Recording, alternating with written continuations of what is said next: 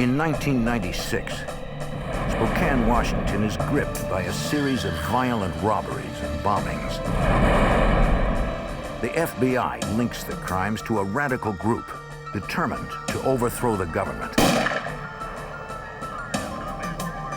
Facing deadly traps and a nearly invisible foe, investigators vow to stop the shadowy extremists, ready to unleash more domestic terror.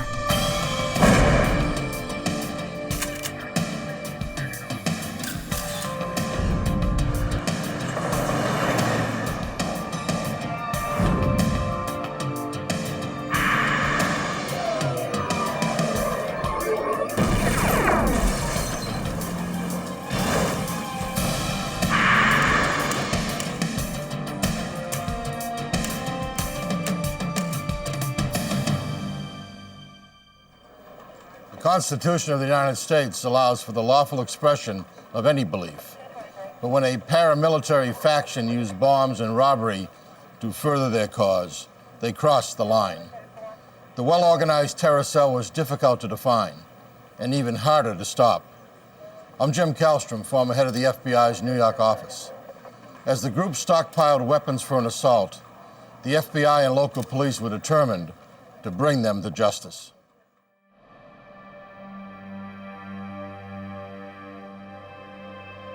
Spokane, Washington, a city of 200,000 near the state's eastern border with Idaho.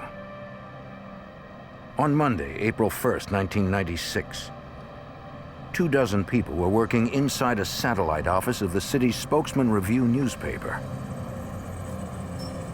At 2:30 p.m., a van pulled up behind the building.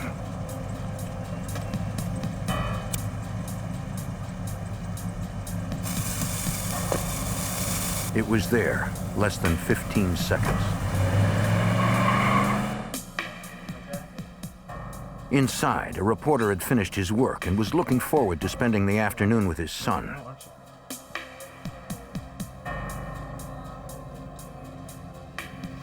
They did not realize what was waiting for them outside.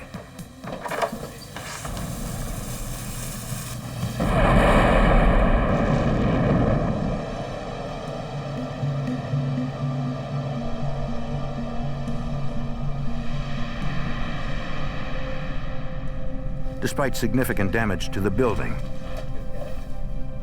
nobody was injured.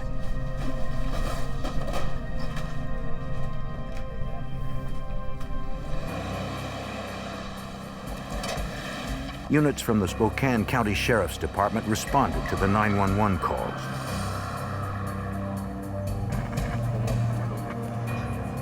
The reporter and his son had not seen anything suspicious.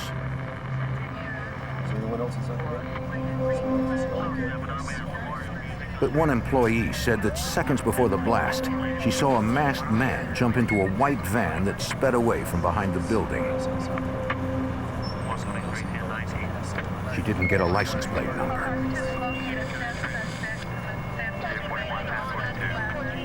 While much of local law enforcement was at the newspaper office, a white van pulled up outside Spokane's U.S. Bank several miles away. It had been 15 minutes since the newspaper bombing. Two armed, masked men burst into the bank and announced they were robbing it. Okay, people, this is a robbery! Move! As they passed her, one teller tripped the silent alarm. Stay where you're at! Move it! Stand still. The robbers threatened to detonate a pipe bomb if anyone disobeyed their orders. Take the cash out and fill the bag up. They warned the teller not to give them dye packs, paint canisters designed to explode and stain stolen money, and bank robbers. Once the gunmen had their money, You, over there, and you. they herded everyone into a corner. Move it now! Okay, folks! They trained their guns on the hostages, allowing valuable seconds to tick by as the fuse burned.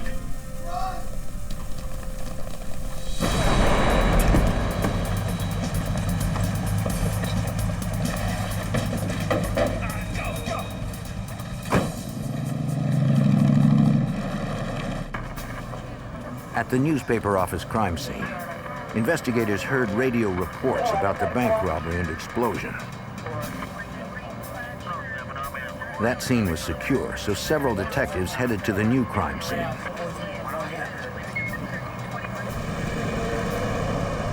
And the sheriff's office dispatched more deputies to the bank.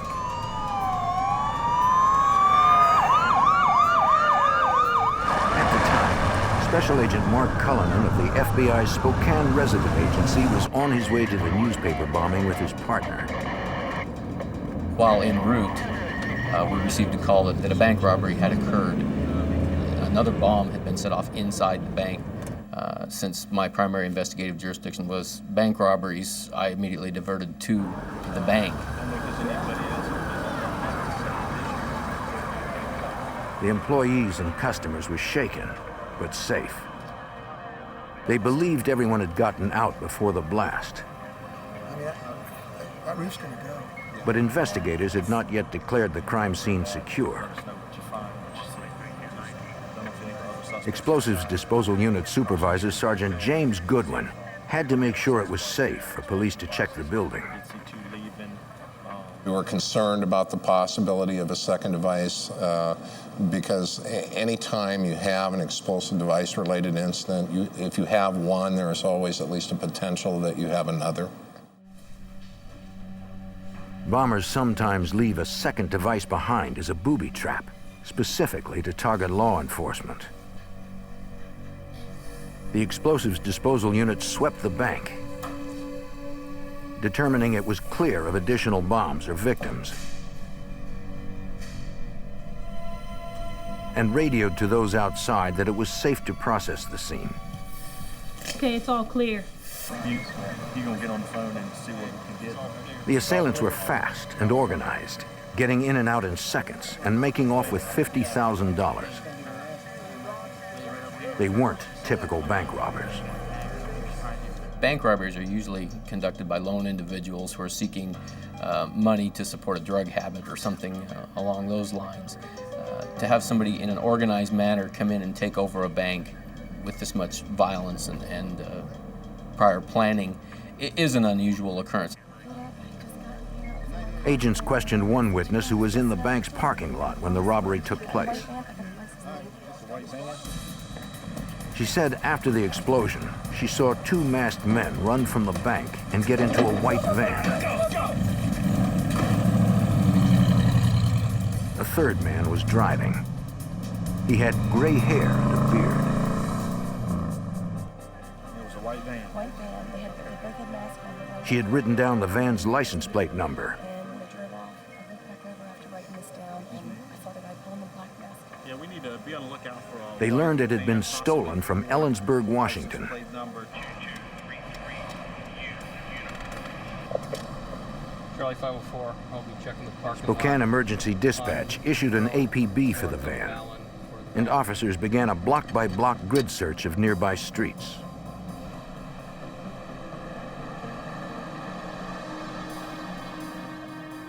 At the newspaper office, FBI agents arrived and questioned the witnesses. Did you ever see that second guy take the mask off? The woman who saw the van there also mentioned that the driver was an older man with gray hair and a beard.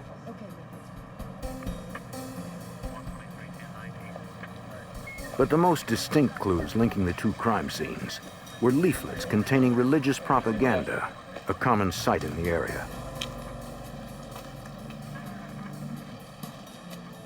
At the scene of the Spokesman Review bombing and also at the bank, we did discover numerous leaflets which had obviously been left there by the robbers. Religious propaganda is pretty prevalent throughout the area. A lot of times these groups will leaflet a neighborhood or an area, leaving them under windshield wipers and on front doorsteps, just spouting their ideals and trying to get their message out. But this group delivered their message with bombs and bank robbery. Charlie 504, I've located Sheriff's the van. deputies continued their search for the getaway van. Plate 2233 Union. 90 minutes after the bank robbery, one deputy spotted it in a parking lot a mile from the bank.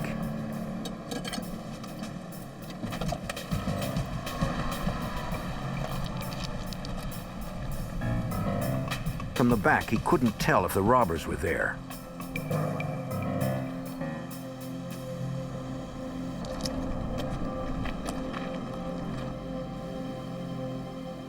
No one was inside.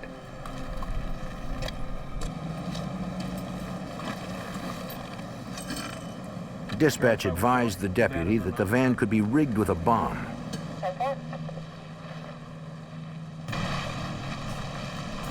The explosives disposal unit arrived in minutes. They knew the suspects might have booby-trapped the vehicle. If there was a bomb in the van, its trigger device could be radio-controlled. Since police radios can set off such triggers, investigators ordered all radios turned off. Because they had enough open space to do so, they used a robot with a camera to check the van first. We initially sent the robot downrange in an attempt to look into the van. We found that we were limited in what we could see, and we sent a technician downrange near the van in a bomb suit. The others waited in the mobile command center for the technician's report.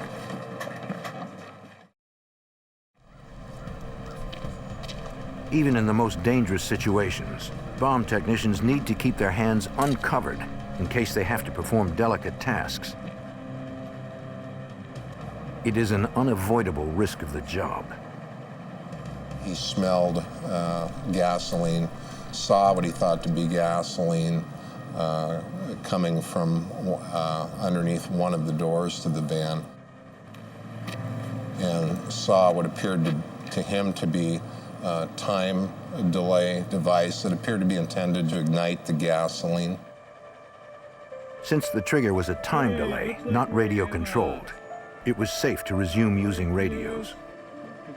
Attached to the wick, the technician saw a small initiator, an element that sets the wick burning. And cousin incendiary in that route. And what would you like to do with it? Well, look at this. I can probably ready safe it. Mark, before you go ahead and separate the two, would you let us know that you're going to do it? In an effort to preserve any evidence the van might contain, the bomb squad technician was putting his own safety in jeopardy.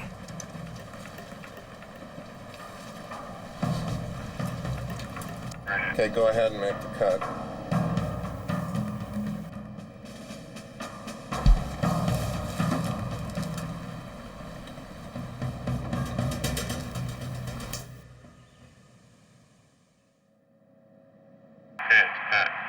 All right, good, get it out of there.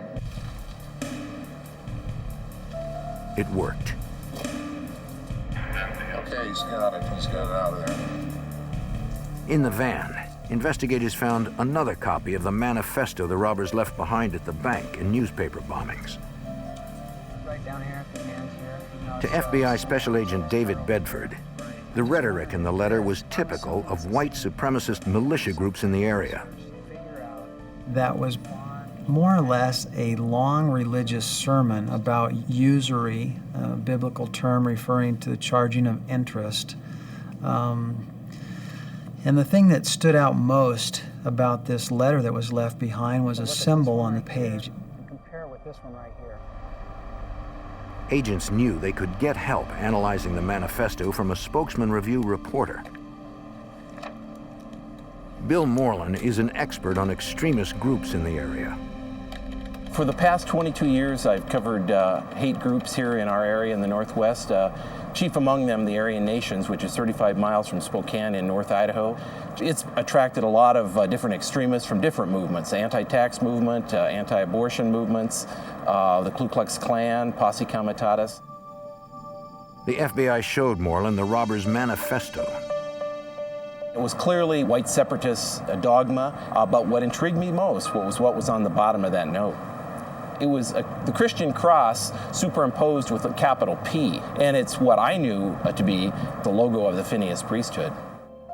Individuals who call themselves Phineas Priests say the crimes they commit are in accordance with their interpretation of God's law, sometimes robbing banks to finance a plot to overthrow the federal government. Moreland told agents about an interview he had done months earlier. As part of a story, he'd arranged to meet several members of an extremist group at a clandestine location. They did not identify themselves as Phineas Priests, but they professed some similar beliefs. When we got there, we saw 7 or 8 individuals who were heavily armed, automatic weapons, street sweeper type shotguns, sidearms, all dressed in army camouflage type material. They went through a number of exercises for our benefit. The men explained they worked in cells with no formal leader, no strict organization. This leaderless resistance was designed to make it difficult for law enforcement to track them. They said they were preparing for an armed confrontation with the federal government. I said, well, what happens if you're driving home from this event, from this training exercise, with all your guns and your military equipment? If a police officer were to stop you on a traffic offense, what would you do? And the individual I was talking to said, didn't hesitate for a minute. He said, I would kill him. I'd kill the police officer. When we're equipped like this, he said, we're running hot, and we would shoot to kill any police officer that stopped us to protect the identity of our group. Agents believed the bank robbers they were after were every bit as dangerous and elusive.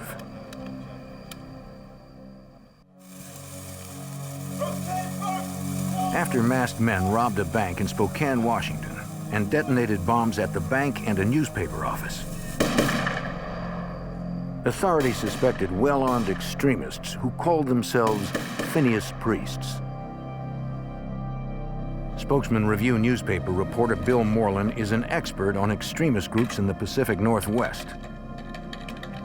The FBI asked him for details about self-professed Phineas Priests, known to commit violent crime in the name of religion. They're secret groups, and they come together with 5 or 6 or 7 of their fellow people that are fellow believers and decide to carry out some sort of action. They don't tell the world about it, and you can't look them up in the phone book or on the internet. They're very secretive. They believe that God is one of their members and that they're following his directions to carry out these crimes that they commit. Special Agent David Bedford was part of the team investigating extremist groups in the area. Hey, here's one more thing. I wonder if you get a chance later on. They This guy found right nothing here, related to the recent bombings. the lead that was sent out, we had very few leads to go by after the robbery. The individuals were masked, they wore camouflage clothing, they wore gloves. Very few leads to work with, other than a composite drawing of the getaway driver. The FBI hoped to have more than a vague drawing before going to the public to reduce false leads that take up time and resources. But they could not wait any longer. So what we did was publish that and sent copies all around Washington, Oregon, Idaho, with the idea, with the hopes of someone identifying this person. Information that was called in was filtered through the FBI's Rapid Start program, a database system designed to collect and organize large numbers of leads so they can be prioritized. Oh, actually, I do see it's just south of... We received hundreds and hundreds of tips or possible leads of who this individual was.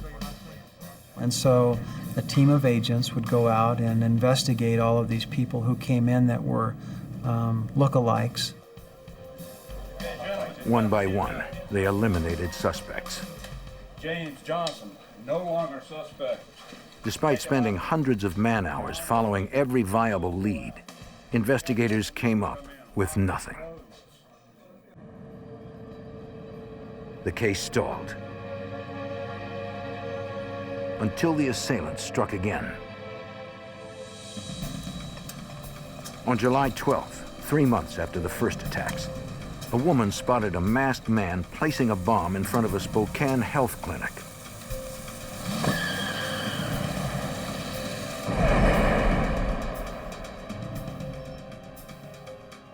She called in the getaway van's license plate number. Spokane's 911 call center dispatched fire and police personnel to the scene. Baker 504, I'll be checking the area. Like a dozen others, Deputy Dan Spivey of the Spokane Sheriff's Office started off toward the clinic. What the deputies didn't know was that the U.S. bank that was robbed in April was being hit again. This time there were 3 masked gunmen instead of 2. Like the earlier robbery, the assailants had a bomb. Lady, you know the drill. One teller recognized the voice of one of the robbers and set off the silent alarm as she loaded up cash. Hurry up, let's go! Now! The men moved efficiently, spoke in code, and seemed to be timing the robbery. They didn't notice the drive-through teller who worked in a separate part of the bank. Zip it up, please. While those inside the bank were staring down the barrels of guns, everything appeared normal to customers on the outside. Hello? Hoping the robbers had not heard the customer over her loudspeaker, Hello? the drive-through teller tried to get him to help. She didn't know if the customer understood her gestures, if he would help or run. Deputy Spivey was almost to the clinic when he got a more urgent call. Baker 504, I copy. I heard a bank robbery in progress come out at the same U.S. bank that had been robbed on April 1st. But before deputies arrived, one of the assailants announced they were at Code Blue, and they left, taking $37,000 in cash and the bomb with them.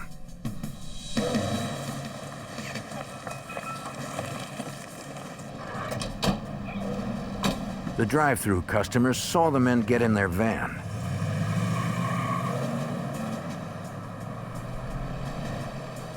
He decided to tail them and called 911 as he drove. The plate he reported did not match the one from the health clinic, but criminals often put 2 different plates on stolen vehicles to confuse investigators. On East Gray Street. Hold on while I call dispatch. Spokane Emergency Dispatch advised the man not to put himself in danger. He said he would follow at a safe distance until deputies caught up. Police hoped the customer would not be spotted by the armed assailants. In July 1996, authorities believed members of an extremist militia group robbed the U.S. Bank in Spokane, Washington for the 2nd time in 3 months. A customer saw the robbers leave in a van and followed. Deputy Dan Spivey was en route to the bank when he heard about the pursuit. Our dispatch advised us that a citizen with a cell phone was following that suspect vehicle, and they in turn were relaying location information to us field deputies. Spivey changed directions to try to catch up.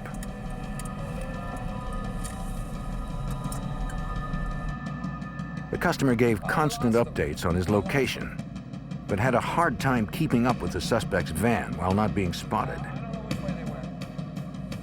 Behind a mall area, the citizen lost the vehicle. And I quickly searched the area, attempting to locate such a vehicle. Was unsuccessful. Decided to go back through the area in a more slow, methodical manner.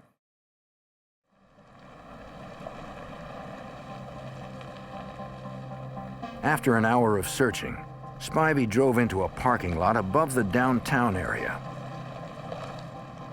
I checked an upper parking lot, and at the far end of the parking lot saw what I believed to be the suspect vehicle. Excuse me, ma'am. Would you leave the area right now, please? Get on the other side of the lot. Sir, could you get away from that vehicle and go down towards the other end of the lot? Thank you. Baker 504 rear plate, 2233 Victor. One plate matched the one from the bank robbery.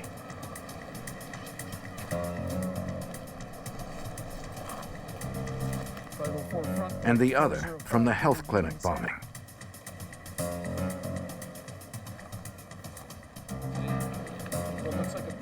No one appeared to be inside. Windows are all up. I'll be backing up and standing by.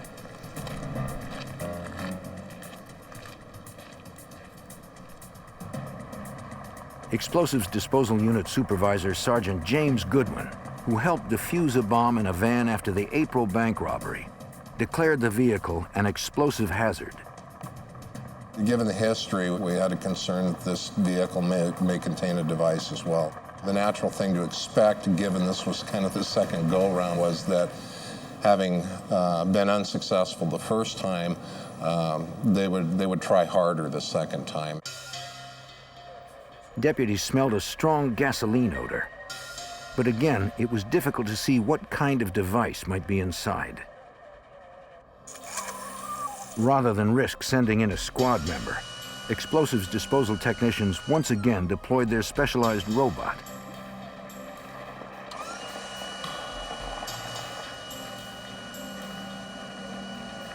The technicians operated the robot remotely from the safety of inside the EDU truck.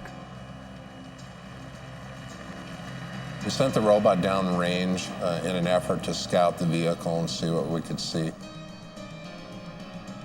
The robot was equipped with a video camera, remote-controlled eyes for the explosives disposal unit. Technicians guided the robot to peer inside the van looking for a bomb. The windows of this particular van had been darkened, so we weren't able to see much of anything at all. They tried the robot's lights. Oh, too much window tint on. I can't see anything out of the back either. There seemed to be something in the van, but the robot's camera still couldn't see clearly through the window tinting. Can't see anything out of that window, can you? They needed to know what the object was.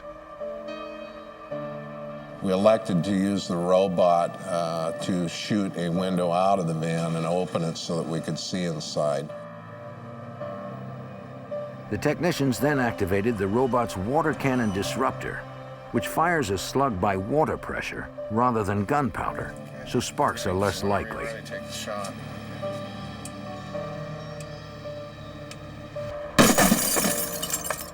All right. Nice job. Nice job, boy. They did it.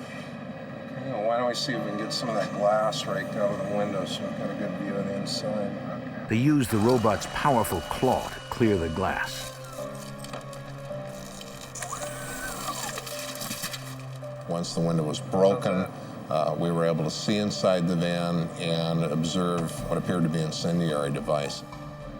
It looks like a couple propane cylinders, timer, and I'm not sure what that is. Yeah, taped into the timer. It looks like an initiator. Right down here? Yeah. Okay, what I'm going to do is I'm going to go back into the window. It appeared that it was intended to initiate a fire in the van, burn the van, thereby leaving us very little evidence. The explosives disposal technician guided the robot to clear the bomb from the van.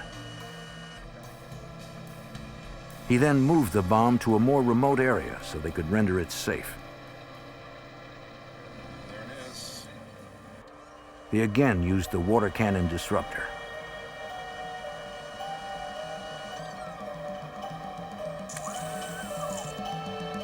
Take your shot when you're ready. Ready?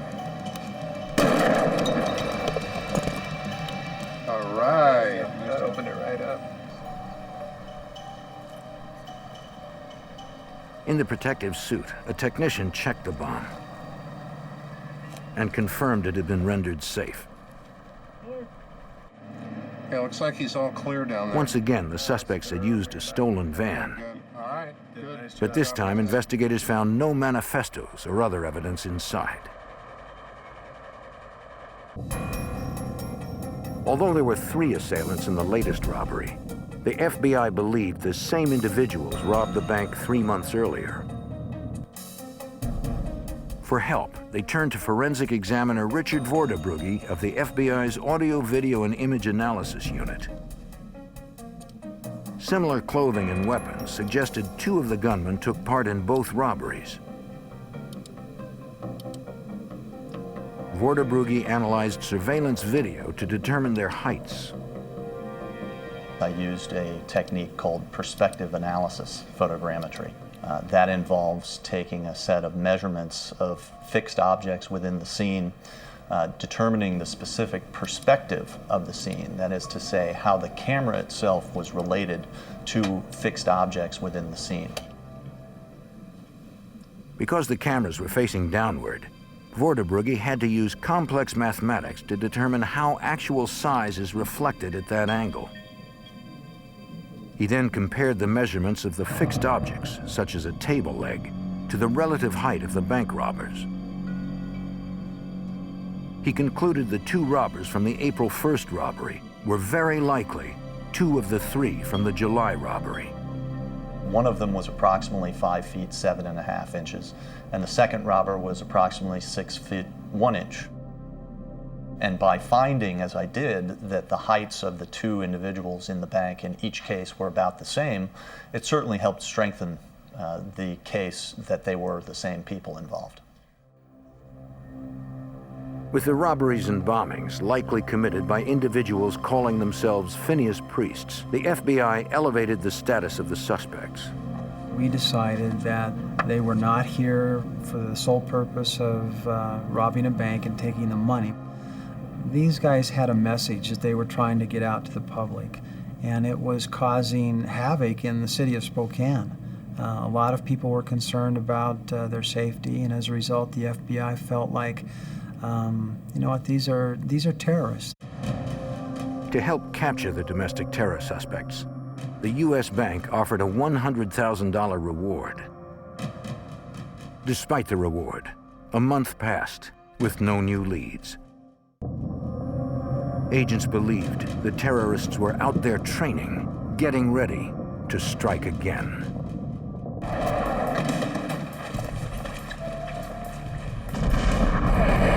After authorities linked several robberies and bombings in Spokane to a suspected group of domestic terrorists, the targeted bank offered a $100,000 reward, and the FBI released a composite sketch of the getaway driver. A month after the second bank robbery in August 1996, the reward offer generated a promising lead. An informant came forward saying he thought he knew the man in the composite sketch. The informant, a licensed firearms dealer, believed he met the man and a few others several months earlier. It was before the bank robberies began. He sold a group of men military clothing and equipment. Merchandise that you guys ordered. One of the men looked like the driver in the sketch. The informant said they asked about buying plastic explosives and a bazooka.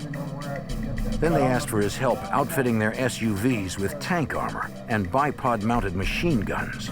But he wanted nothing to do with such illegal activities. I don't know if I can help you guys on that. Before he left, one of them bragged that a small group of well-prepared men was going to bring the banking establishment to its knees. Could you show me? Or The informant said he met the men at an auto repair shop owned by one of them. The shop was located in the small town of Sandpoint, Idaho, about 75 miles northeast of Spokane. In late August, the FBI went to Sandpoint to investigate the lead. Agents rented an abandoned building with a view of the auto repair shop and discreetly watched the suspects as they outfitted their SUVs.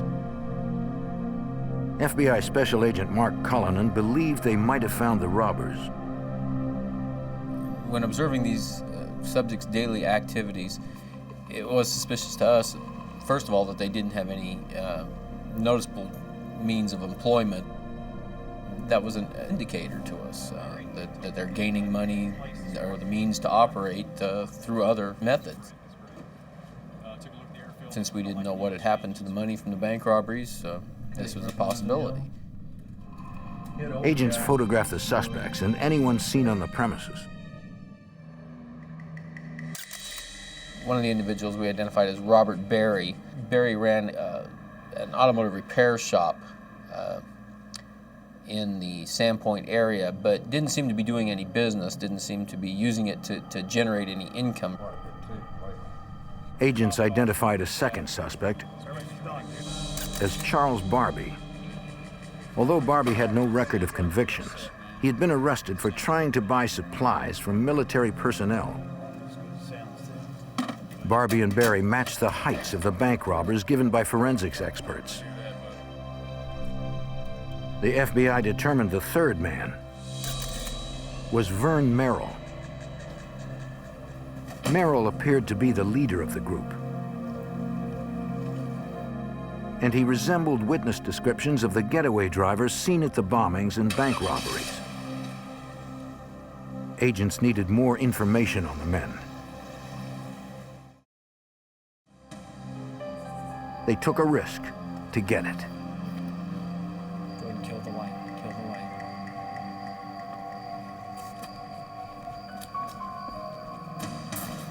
One night in early September, after the suspects left the shop, surveillance teams installed a hidden video camera on a telephone pole behind the garage. Agents didn't know if the area was booby-trapped or if they themselves were being watched. The teams got out safely. Looks like they're shooting an assault rifle.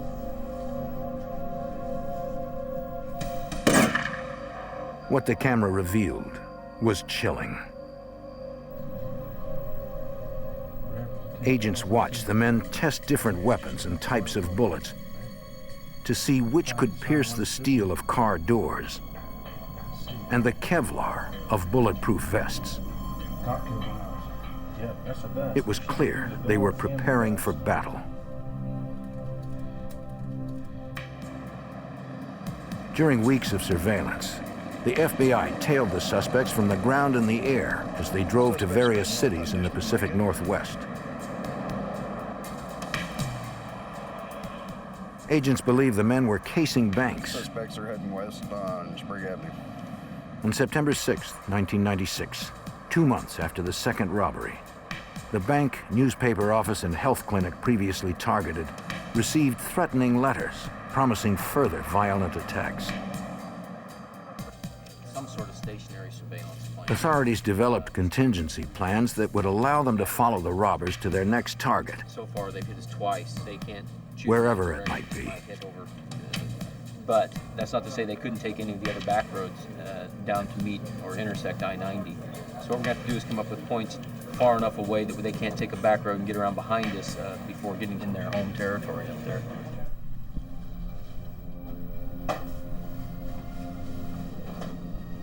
A month later, on October 8th, investigators on the stakeout observed what they believed were final preparations for another bank robbery. Okay, listen up, units. They're all leaving now. 3 white male occupants. They contacted Special Agent David Bedford. 69213. They're leaving now. I received a phone call from the agent that was actually watching them load up. I started calling a lot of other coworkers saying, get in your car, start heading towards Sandpoint because something's going on and we need everybody up there as soon as possible. And so we began our surveillance, not knowing where they were going to end up. The FBI tailed the suspects as they headed west out of Sandpoint. Their license plates indicated the truck was to be used in a crime. The plates on the Suburban did not match front to rear, and both had been reported stolen. This also added a new sense of urgency to our investigation. They followed the men 400 miles west, across the Oregon border. The individual looks like he's breaking into a van. In Hood River, Oregon, agents watched the men steal a van from a used car lot and add it to their convoy.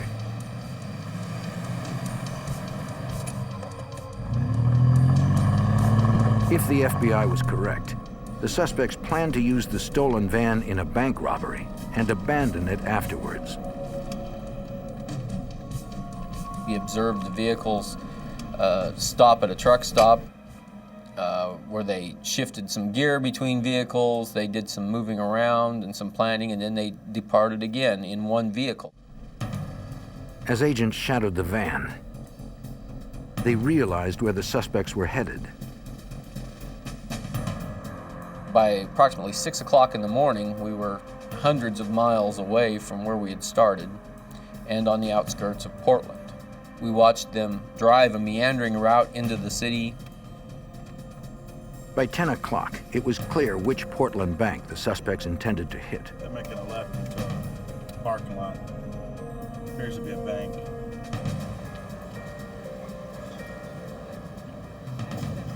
And as we watched them pull into one of the bank parking lots, we notified the bank. They immediately locked the doors to the bank, keeping all of their customers and everybody inside. And our plan was, as they exited the vans to go up and enter the bank to rob it, we were going to arrest them. What do you think? Agents waited for the suspects to make their move. Good here. I like it. All right, they're in front of the bank.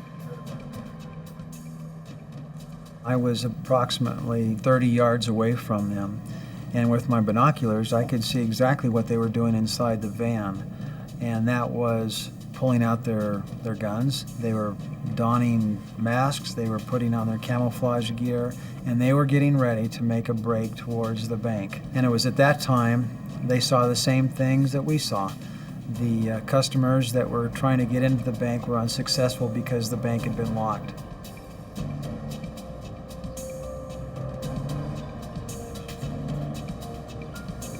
It looked like the suspects were standing down. The field agents called in for instructions. Let's keep surveillance on the vehicle. Our agents were conferring with the United States Attorney's Office, with the heads of our divisions, and making a determination as to whether we had enough evidence at this point to arrest these subjects. While the team conferred, surveillance units followed the stolen van as the suspects retrieved their Suburban. They started driving back towards Washington, and we continued to follow them. Try to take them down to the next safe location. Soon they got the go-ahead for the arrest. Now they needed to find the safest opportunity to do so. On the next stop, all units converge.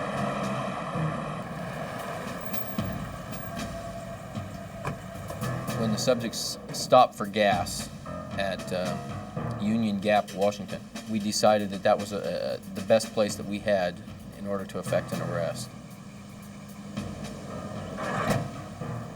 But with such violent and heavily armed suspects, there was no guarantee of a safe arrest scenario. After months of investigating domestic terror suspects, surveillance units tailed them to a Union Gap, Washington gas station. Two of the suspects stayed in one of their vehicles, while the third entered the gas station.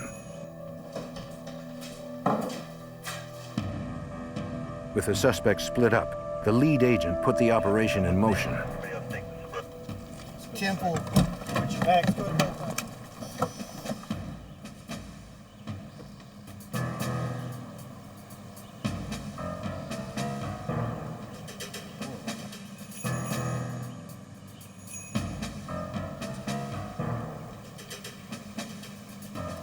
They needed to synchronize the arrests, so all three suspects were surprised. FBI, you're under arrest. You all right? Freeze the wheel. Hit your car. Hit your car. Hands on the wheel. Hit your car, bro. Put your hands on the car. Hands The bed of the vehicle. Put your hands on the car. Vern Merrill, Robert Berry, and Charles Barbie were arrested without a fight. Special Agent David Bedford discovered things could have gone much differently. Following the arrest, we did a search of the vehicles they were driving. We found hand grenades, thousands of rounds of ammunition, probably half a dozen different types of weapons, gas masks, tear gas canisters. These guys were definitely ready for battle. Agents also found a threatening letter to the Spokane bank that had been robbed twice. Despite the 3 arrests, the FBI knew one suspect was still at large. One of the things that was a question in our minds was on the July 12th robbery, there was 3 people that came inside and a getaway driver. We were still unsure who the 4th robber was. Agents interviewed friends and associates of the arrested suspects. They learned the 4th man was most likely Brian Radigan. One of the things that concerned the FBI was Brian Radigan's military experience. He apparently had some training in sniper school, and so the surveillance, the investigation that we did regarding Brian was very careful, very thought out. Those who knew Radigan said he was heavily armed, well-trained, and paranoid. Just throw that in there, all right, and if you don't mind. The FBI wanted to avoid a violent confrontation, as did the suspect's family. We solicited help from Brian Radigan's family members who, after talking to them for some time, felt that it would be in his best interest if he came forward and was arrested. And so a family member sent a train ticket to Brian and his wife. The ticket was for a phony departure at a time when the FBI knew no other passengers would be at a Washington state train station. Undercover agents posed as station employees.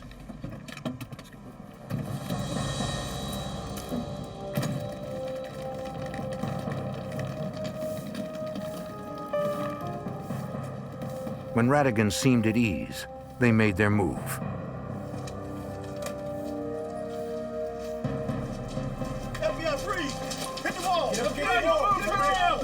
Radigan had no way to fight back or run. He and the others would be tried for their crimes, not their political or religious views. The FBI does not investigate individuals or groups based on their beliefs. We investigate crimes. We investigated these acts because they were violent crimes. They were bombings, they were bank robberies. We investigated them as we would any other violent crime.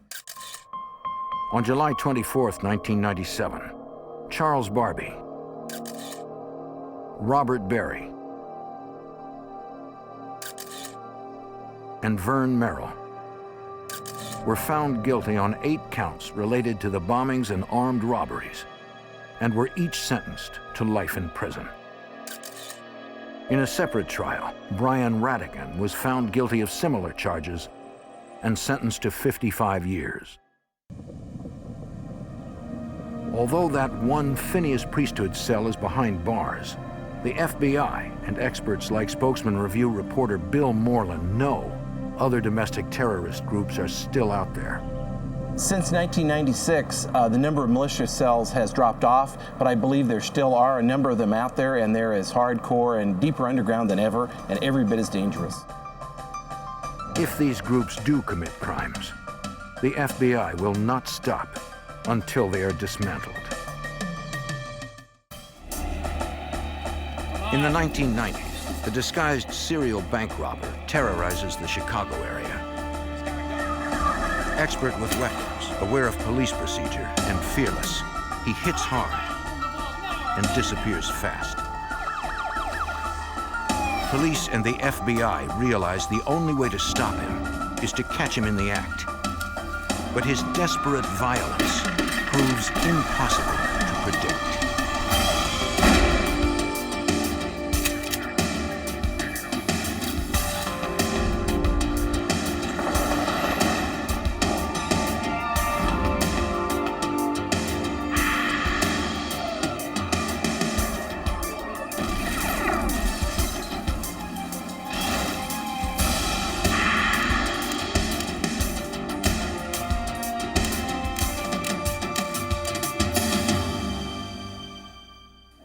The average bank robbery yields roughly $3,000. Yet some criminals risk everything for the take. In suburban Chicago, a disguised gunman began a series of robberies, growing more violent with each one. I'm Jim Kallstrom, former head of the FBI's New York office. Tracking the robber's movements, agents discovered he wasn't alone and would do anything to avoid capture.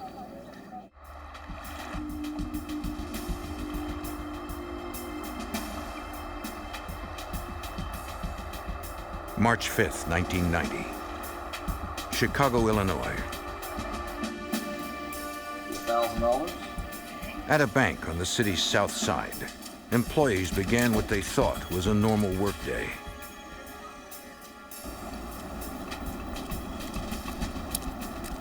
The neighborhood was quiet until 10 a.m.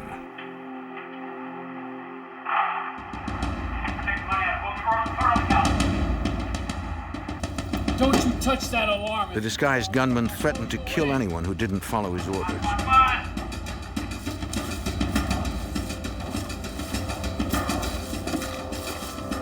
The tellers knew not to interfere.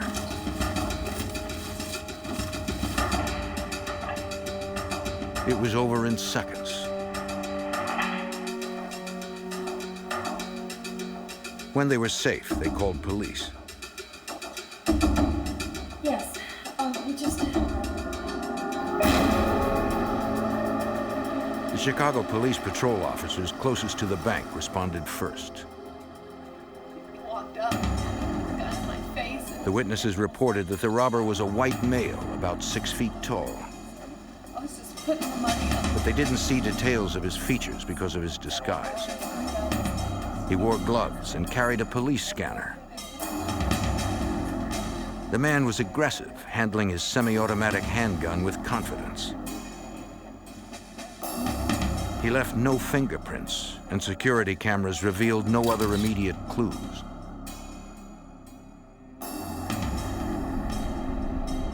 Police canvassed the area, hoping to find other witnesses. A woman who lived near the bank reported that she thought she had seen the robber. She said that at about the time of the robbery, she saw a man who seemed to be wearing a fake beard get into a small 4-door sedan. She did not get the plates, but she did give officers a description of the car.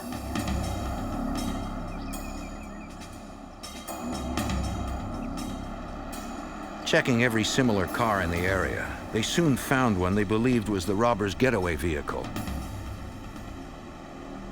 abandoned a few blocks from the bank.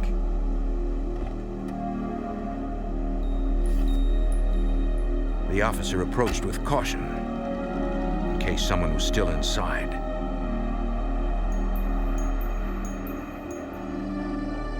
But it was empty, except for a paper towel covering the broken ignition. A records check revealed the car had been stolen from a mall parking lot 4 days earlier. Later processing produced no leads to the robber. Bank robbery is a federal offense, so police contacted the Chicago FBI. Hi, this is Keith.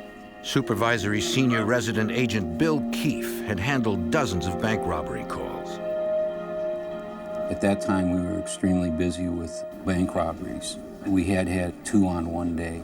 We were running sometimes as many as 3 robberies a week.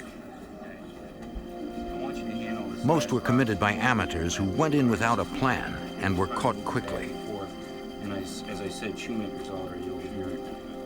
But when the bank robbery squad reviewed the reports on the South Side robbery, they noted how clean the assault was, obviously well planned. They believed it was not the bearded assailant's first robbery and would not be his last.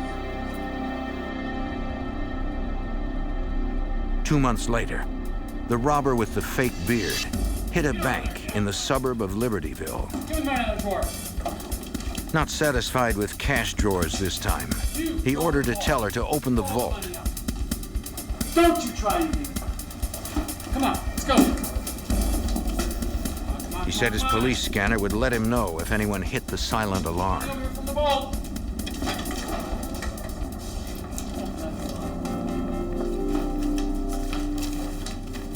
Put it in there.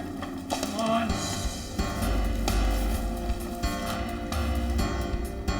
The robber escaped with thousands of dollars in cash.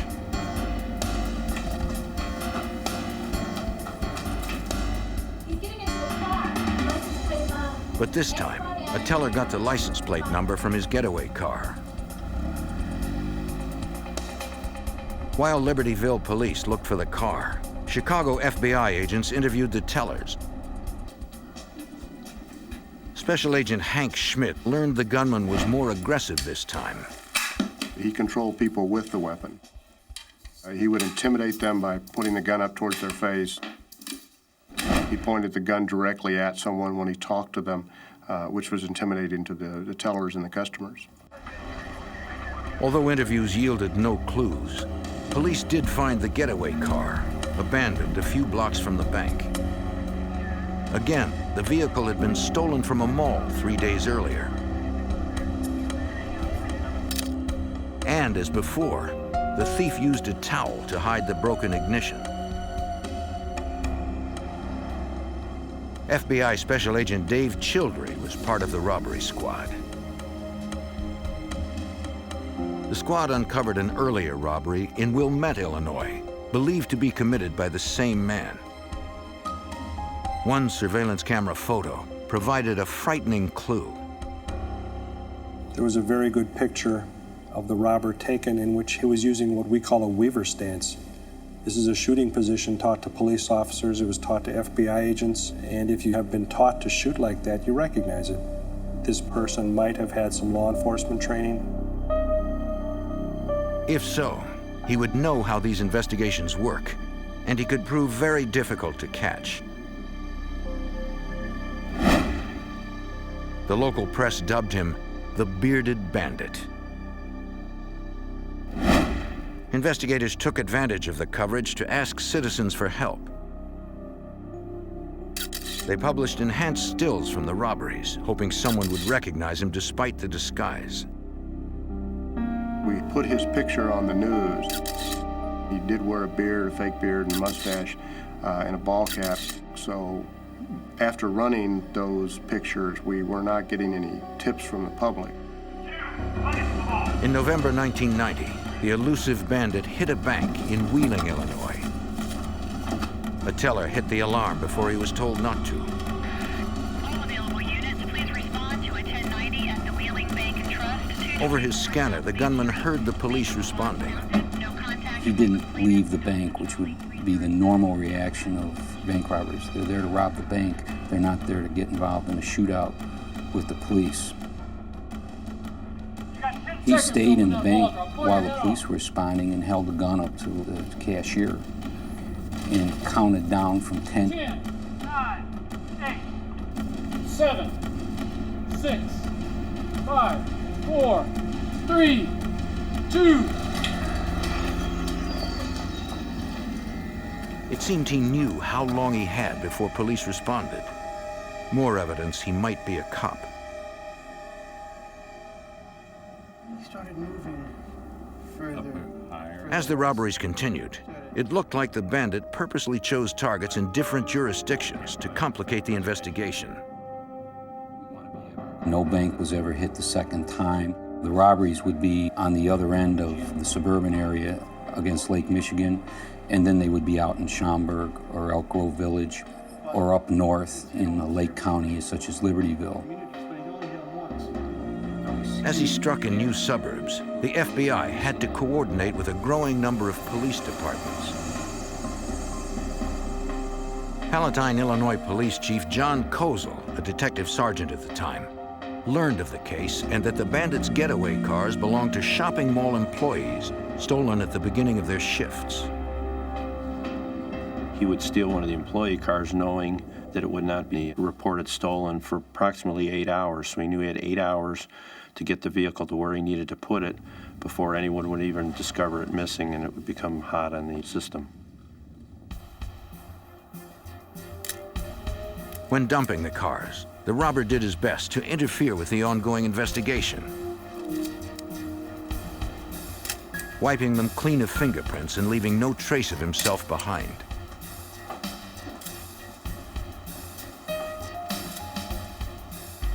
It was very apparent that he was aware of evidence-gathering techniques, of police methods. In the end, agents found nothing of evidentiary value in any of the cars. Since the cars didn't help identify the bandit, investigators followed every conceivable lead that might. They visited theatrical shops around the city, hoping a salesperson might recognize the man with the fake beard as a customer. Again, nothing.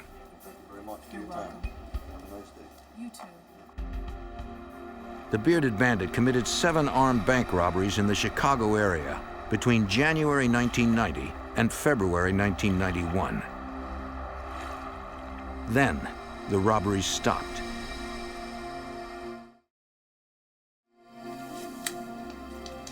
We went over what we had done to that point in time, looked for things we might have missed.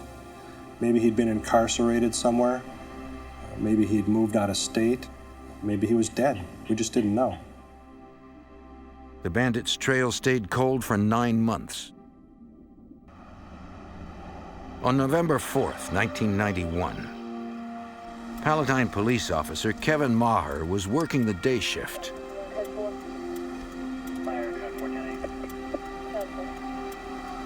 A dispatcher in training rode along to learn procedure.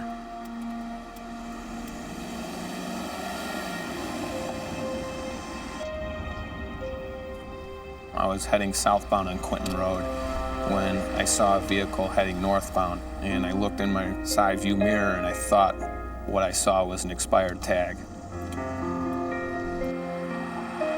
So I made a U-turn and I was telling my ride-along that we were gonna go up and see if this vehicle had expired plates, and if it did, I would conduct a traffic stop and show him how we conduct a traffic stop and how we punch all the numbers into the computer. It was supposed to be a routine stop. The person driving the vehicle swerved over to the side of the road and jammed on the brakes. He's got a gun. Maher's first instinct was to protect his passenger.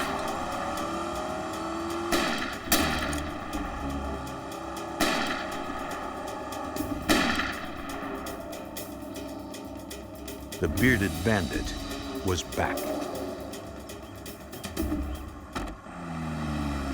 In November 1991, a routine Chicago area traffic stop erupted in violence when a man shot Palatine police officer Kevin Maher. I was in a state of shock because it was broad daylight, it was 11 o'clock, and it was a quiet residential street, and it was a basic ambush.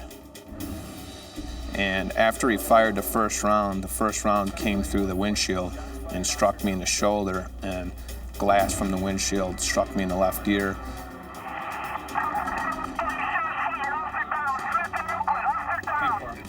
Get in for your location. I'm at Smith and Euclid. Smith and Euclid down in my feet. I've been hit. I need an ambulance. Units officer down. The officer down call went out on the Illinois State Police Emergency Radio Network. 8144, Schaumburg's en route with their K9. From more than a dozen surrounding suburbs, police and emergency personnel rushed to the scene.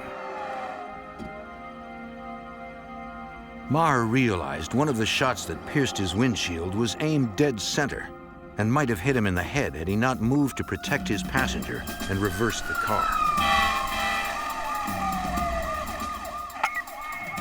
Arlington PD is inquiring if you want any aircraft out there, helicopter or plane. While paramedics treated Maher, officers questioned him. As a police officer, he was a perfect witness.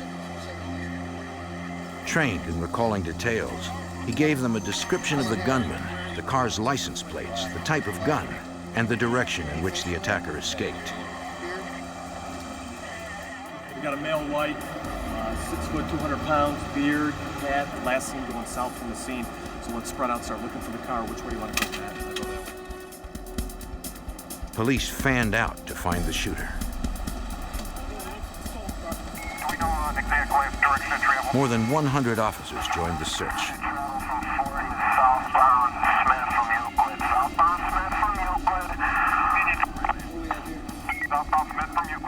You guys check it out. 684485. 3 blocks from the location of the attack, police found the shooter's vehicle.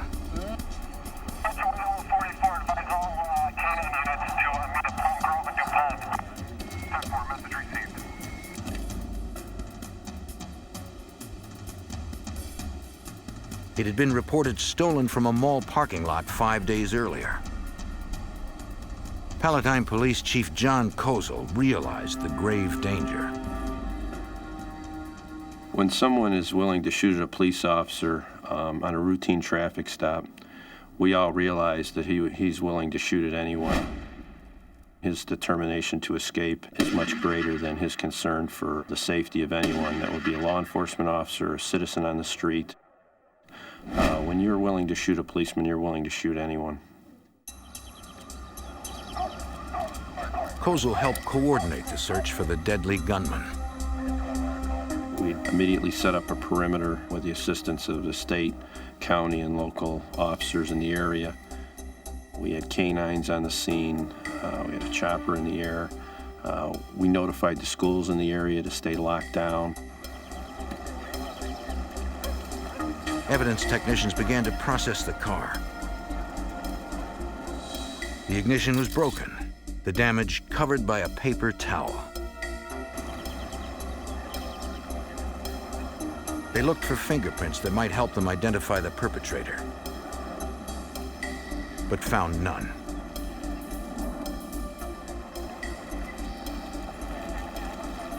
Canine handlers brought in their dogs, which are trained to remember a scent from a specified place, then follow only that scent, ignoring others.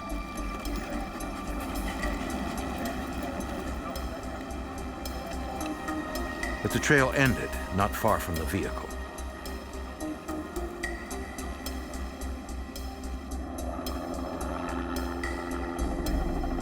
Despite the massive effort, the suspect somehow slipped away. Over Eastburn, that we're releasing all units other than Cook County, Rolling Meadows, Arlington Heights units, and state units that are securing the perimeter. 10-4. In addition to taking it personal when one of our officers is shot, we all know that a citizen is much more likely to be injured or killed, and we work that much harder to bring him to justice. For more resources, they called in the FBI and Supervisory Special Agent Bill Keefe. I was asked to come over to the Palatine Police Department by the Chief of Police. There had been a composite sketch drawn, and everybody was reviewing the circumstances of the shooting. For nearly 2 years, Keefe and his squad had been working the bearded bandit case. I had asked if we could look at the car that was found, and when I looked at the ignition, this was our bank robber. After being treated, Officer Maher came to the station to look at surveillance photos of the bearded bandit. He said the bank robber did look like the man who shot him. We surmised that he was on his way to do a bank robbery. He knew once the officer ran the plate, the car would come back stolen. He also knew that with the guns he had in his vehicle, it's not something he could conceal if the officer walked up to the vehicle. The bearded bandit had made a huge leap in violence. This guy wasn't going to go away. We were going to have to come up with a very innovative way to either identify him and charge him, or that we were going to have to catch him in the act. Chief Kozel brought the many investigators together. After the initial search, We set up a multi-jurisdictional task force here at our police department. We had the FBI, the state police, Cook County Sheriff's Police, and all the local agencies from our area and those involved in the bearded bank robber series. Since their suspect seemed to know police procedure, they adjusted it. We learned we had a violent bank robber that was using a scanner. We were no longer giving out the location of the bank over the air. We were giving out a code number for each particular bank. Robbery in progress. Go ahead and give us code. The task force hoped patrol officers in the area could use the codes to respond to robbery calls without the bandit realizing it. Especially you undercover agents. Confident that the bearded bandit would resume his crime spree eventually, police began doing spot checks of banks throughout the region. On November 18th, 2 weeks after the shooting, Elk Grove Village, Illinois police officers saw nothing suspicious at one bank on their list.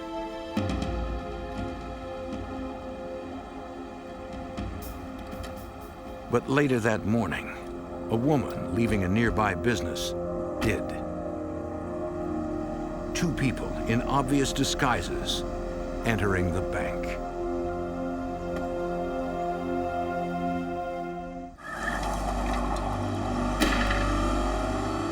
After a police shooting in the Chicago area that was linked to the bearded bandit, the gunman reappeared in Elk Grove Village, Illinois, this time with an accomplice. 911, can I help you? While a witness outside the bank called police, There's something very strange going on here. the robbers struck. The bandit demanded money from the vault, his accomplice standing guard. 911 dispatch, aware of the bearded bandit, used a prearranged code to alert officers. 2130, 2132, code green. Without revealing information over the police scanner. They also alerted the FBI. Special Agent Hank Schmidt realized the new danger. The big concern is that the robber, in some cases, discharges the weapon when he's using it to gesture at the employees. So the potential for violence is always there. The numbers obviously increase if we have two people that are armed. In the bank, the manager explained they could not get into the time delay vault. Okay, ma'am, can you hold The dispatcher instructed the witness outside to leave in case there was gunplay. Move it! With the money from the cash drawers, the robbers fled. Unaware the police had been called, the teller hit the alarm.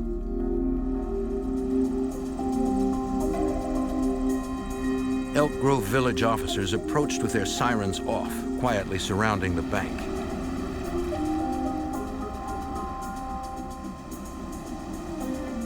If the robbers were still inside and heard police, they might take hostages. Officers were in even more danger, according to Palatine Chief John Kozel. For the first time, we had two bearded individuals rob a bank. That, of course, increased our sense of urgency even more. Now we had two armed gunmen to deal with when law enforcement arrives at these banks. 2600, can you call the bank, find out if... Through the dispatcher, police talked with bank employees. The manager said the robbers had left. The officers had to be sure. The robbers could be holding a gun on the manager, forcing her to lie. Okay, we're gonna need to have somebody from the bank step out. The dispatcher asked them to send one employee outside to talk to police. Tell me who that is gonna be. She's about The manager gave them the description of the woman chosen to go. She's a brown necklace. Female subject 25. Indian dispatch, 5 feet tall, thin build. 2600, have the official come out. Okay, I see her coming out. Hi, are you aware there was a bank alarm here? Yes. Is there anybody hurt inside? The employee assured them the assailants were gone and no one was injured inside. All right, guys, the bank is clear. Go on inside. The officers moved in to clear the bank for certain. One of the witnesses told us that She believed that the second person, a smaller person, was possibly a woman disguised as a man. After the Elk Grove Village robbery, police recovered 2 cars with the bandit's signature ignition covering. It was more evidence of his criminal sophistication. To cleanse himself after leaving the bank, he would drop the one off a block from the bank that he had just gotten into, that all the witnesses had seen him leave the bank in, and he would go a few blocks away and get into the other vehicle that he had left there previous, and then since cleanse himself from that first hot vehicle. All of the cars were similar, according to Special Agent Dave Childry. We were able to kind of key in the cars by the type, the make, the size, the non-visibility of them. They were just everyday cars. He was stealing them, then letting them sit for several days before using them as getaway cars. The task force asked to be notified of similar cars stolen from area shopping malls.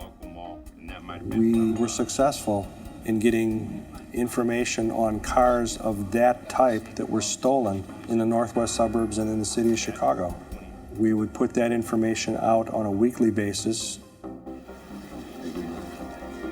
Agent Scott Backen from the FBI and Sergeant Steve Peterson from Chicago PD actually went to every roll call of approximately 50 to 60 law enforcement agencies and spoke to the individual officers on the need to find these cars. Those personal visits mean a lot more than just putting something out on a teletype. Somewhere in the metro area, they hoped to find a getaway car after the bandit stole it, but before he used it in a robbery.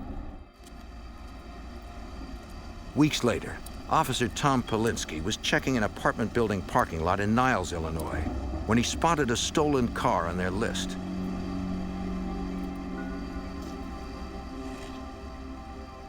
It did look like the bearded bandit's work.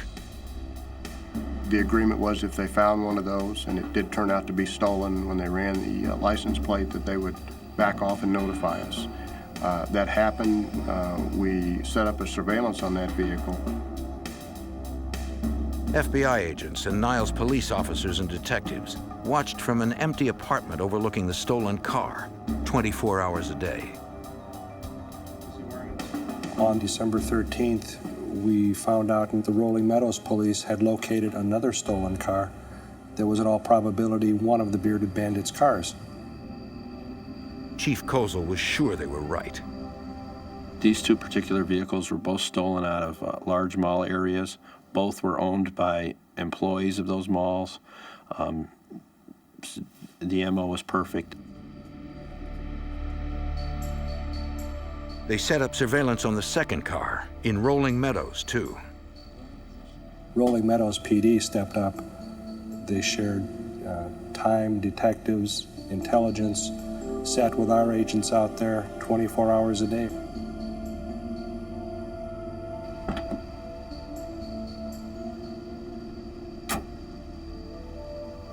To further ensure the bandit did not slip away, the FBI wanted to install tracking devices in the vehicles.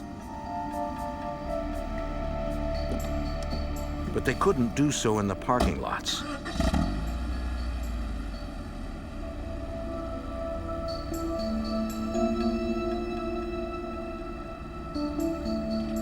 Late one night, agents removed the 2 cars.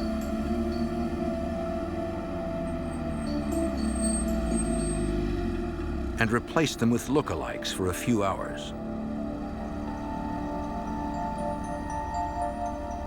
It was a risky move.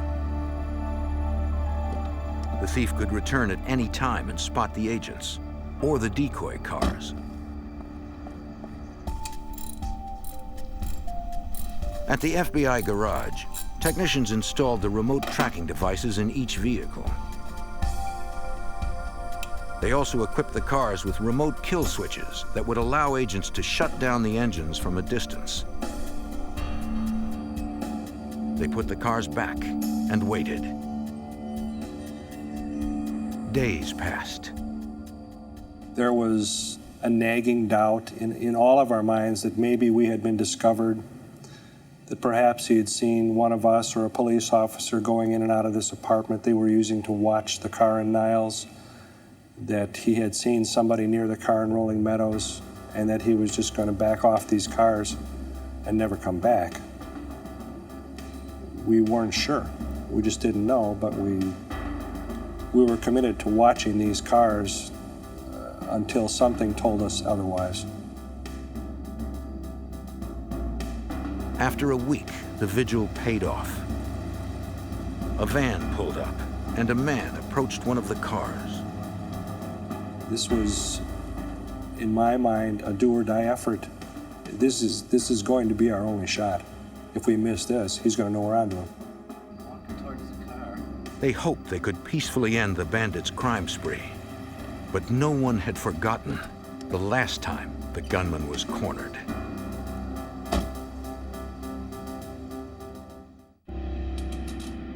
In 1991, the Chicago area investigators watched two stolen cars they believed were going to be used in the bearded bandits' next holdup.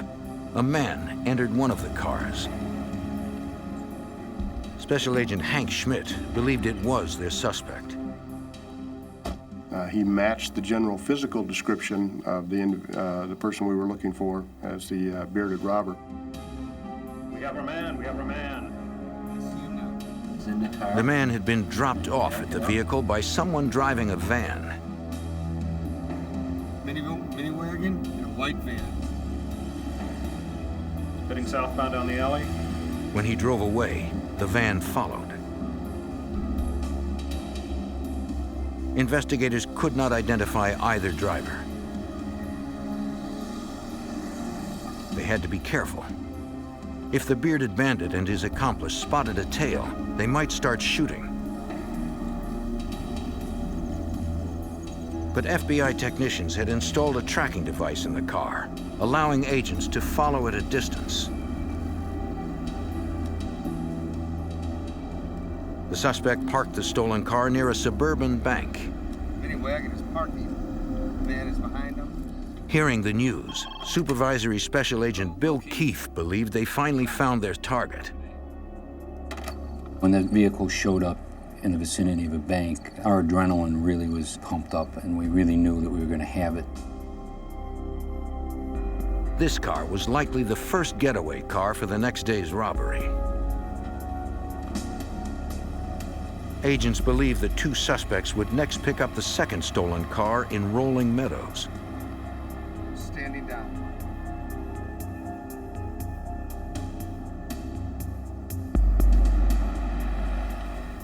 They were right. Got somebody stepping out. I got a male, white male. That vehicle was also equipped with a tracking device. Okay, the van is leaving.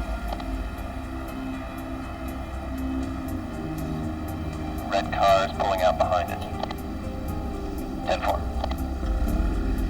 Surveillance agents followed that car, believed to be a secondary getaway car, to a hardware store about 20 miles from the bank where the pair left it.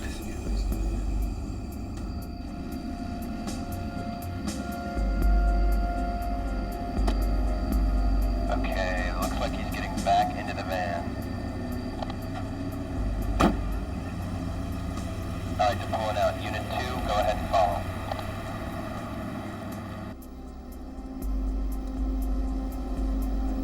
With both suspects in the van, agents no longer had the benefit of a tracking device and had to stay close.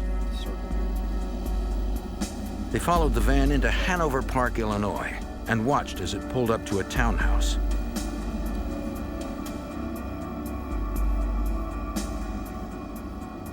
Now, Special Agent Dave Childry could identify the people inside. We had a license plate and two vague descriptions of people, a man and a woman. Normal record checks on that license plate would tell us that that van belonged to Jeffrey and Jill Erickson. The FBI and police worked through the night to learn more. We had done a lot of research, calling police departments, trying to see who these people were. We were looking for a previous arrest record, which we didn't find. During this process, we had received some information that Jeffrey Erickson had been a police officer. In 1986, Jeffrey Erickson worked as a patrol officer in a Chicago suburb. He distinguished himself as a skilled marksman, but he was uninterested in the everyday requirements of the job: traffic stops, paperwork. He was about to be fired when he resigned.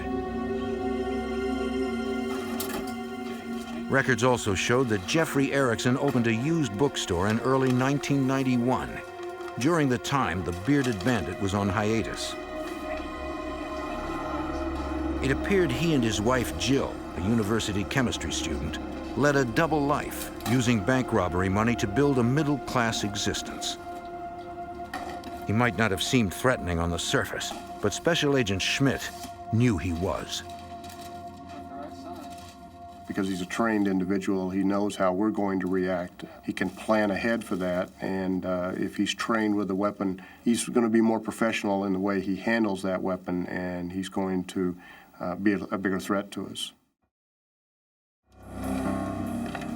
Investigators considered waiting until the Ericksons approached a bank the next day, but decided not to risk a shootout near employees and customers.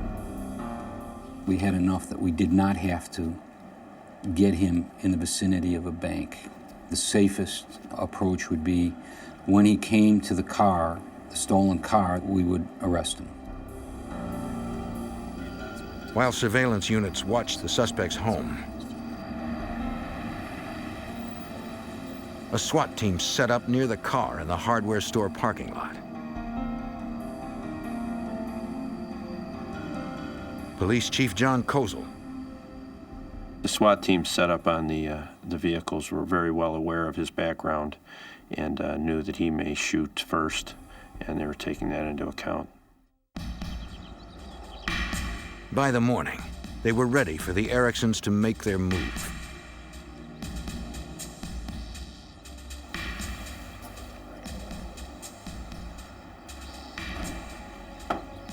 About mid-morning, the surveillance units advised us that the van was in fact moving from the residence with at least 2 people.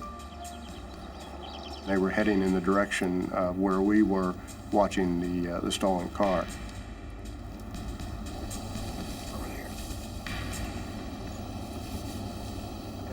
The surveillance team advised us that Mr. Erickson had got out of the vehicle in an adjoining parking lot. He's walking away. Okay, yeah, the driver's in the van still. He's walking west. The FBI had installed a kill switch in the stolen car, which they could use to turn off the engine from a distance. We watched him come around the corner from that other parking lot, go to the vehicle, and enter the vehicle and start that vehicle.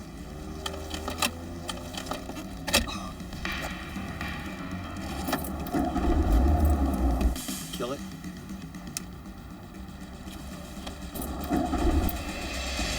Erickson was distracted by the car trouble. Okay, let's go in. The SWAT team moved in.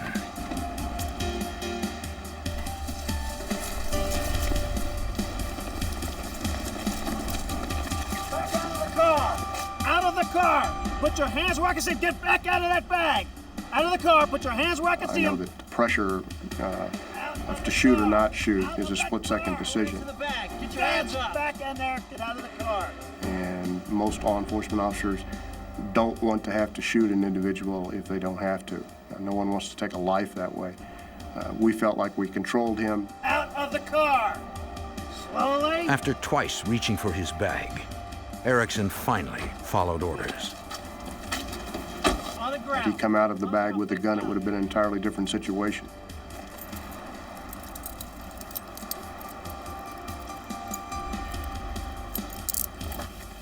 I asked him as we were transporting him after the arrest to the federal lockup, you being a former police officer, you would know that a gesture like that could get you shot. And he looked at me and he said, well, I figured you'd shoot me in the head and it would be over with quickly.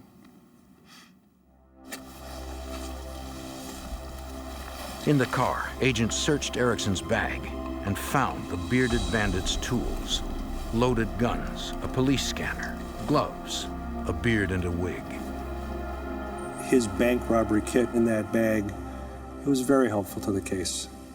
Without that information or that evidence, we just arrested a car thief. Having Jeffrey Erickson safely in custody was only half the job. In the adjoining parking lot, the SWAT team approached the van. It might be Jill Erickson inside. You in the van!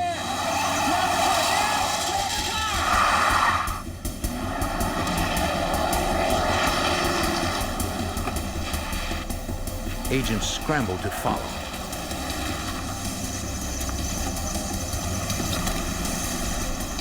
The chase barreled through 11 suburban jurisdictions, reaching speeds of 110 miles per hour.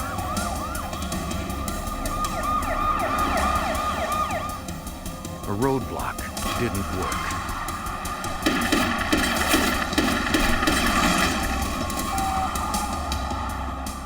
And she had fired multiple rounds out of that van, either at the pursuing agents or other people in traffic. It was a big concern for the agents that she might hit an innocent civilian.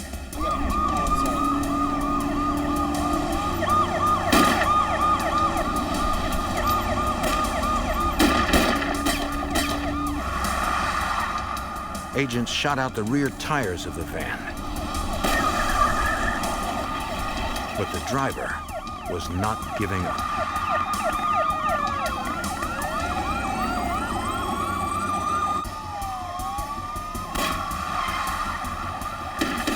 In 1991, a suspected bank robber led police and FBI agents on a dangerous chase through the Chicago suburbs.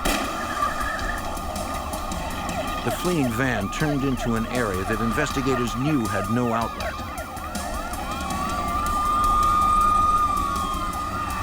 They blocked the road.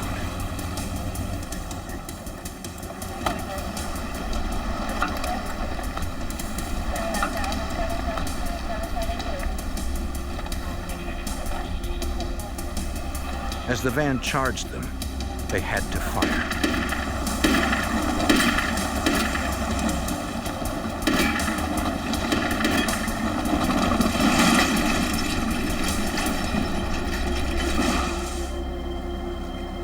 They saw movement inside. Then, an FBI agent cautiously approached.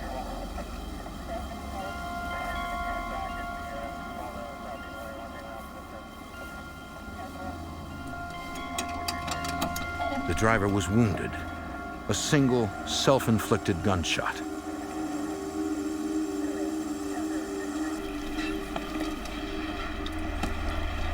It was Jill Erickson. Later that night, in the hospital, she died. Special Agent Hank Schmidt. We believed it may have been a pact that they had both come up with, that they would not be arrested. She that day carried out her part of the pact, and that day he decided, for whatever reason, he didn't. Inside the van were spent cartridge casings, blood, fibers, other ammunition, other weapons. There was a rifle with several hundred rounds of ammunition. That whole neighborhood became an evidentiary nightmare. There were bullets that Jill had fired, stuck in the side of houses, in cars, on the street. The FBI obtained a federal search warrant for the Ericksons' home.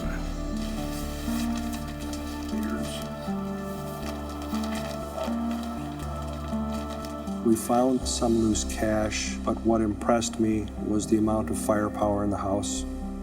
An arrest at that home would have evolved into a shootout. In that home, there was a weapon everywhere that you would find a picture or a statue or a knick-knack in any other home. Among the weapons found was the .223 caliber semi-automatic assault rifle used in the attack on Officer Kevin Maher. Chief John Kozel realized a shootout would have been deadly to both sides. The weapons in his home were as good as any law enforcement has as far as firepower goes. Most of the long guns he had, that type of ammunition would zip right through an officer's bulletproof vest. Another discovery in the house spoke to the couple's mindset. One of the things that we found quite ironic was the television was on and the VCR was on, and there was a Bonnie and Clyde tape in the VCR, and it was queued up to the point where the Bonnie and Clyde are being shot to death in the movie, and it was obvious that that was something they watched before they went out and did their bank robberies. Turn your head to the right. Though one robber was dead and one in custody, the violence was not yet over. Jeffrey Erickson's trial began on July 13, 1992. The evidence compiled against him was strong. In all conversations with the U.S. Attorney's Office, the trial was going very well. They were very upbeat about it, and the evidence was, in their mind, going to be enough to convict him. But then, after court adjourned on July 20th, 1992, two deputy U.S. Marshals loaded Erickson and several jail inmates onto an elevator.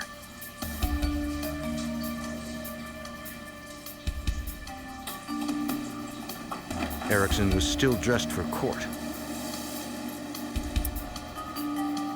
The prisoners were headed for a van that would take them to the Metropolitan Correctional Center. By the time the elevator reached the parking garage, Erickson had somehow escaped his cuffs.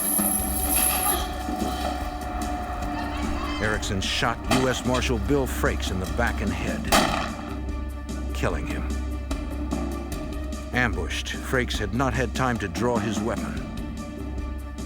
As the gunman ran for the street, court security officer and former Chicago police detective Harry Belwomany confronted him. Erickson shot the police veteran in the chest. But before Belwomany died, he got off 4 rounds, fatally wounding Erickson. The gunman was 40 feet from the crowded streets when he died.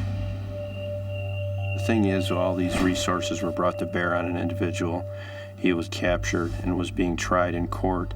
You think the case is over, but unfortunately, the only person that could stop this individual turned out to be a very brave, courageous policeman named Harry Belwomany, who, while dying, shot and killed Jeff Erickson.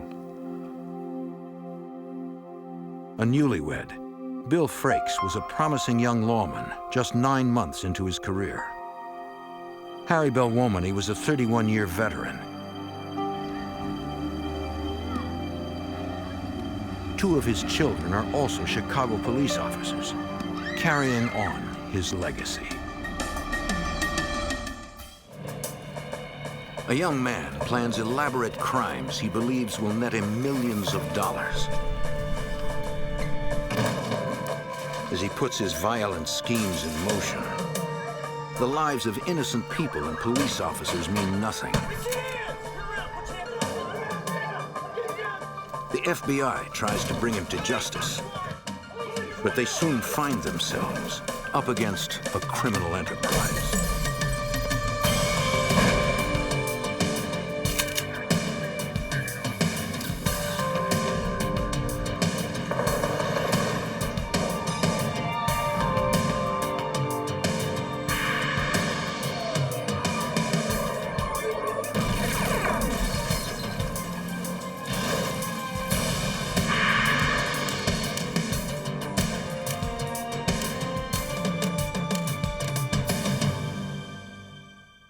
Caught in the act, a disguised bank robber hurled explosives at police and disappeared in a hail of bullets. When police identified the suspect, they connected him to an armed kidnapping, but they couldn't find him. I'm Jim Kallstrom, former head of the FBI's New York office. The suspect's behavior was organized but unpredictable. Everyone leaves a trail, and agents hoped they could pick up the right one.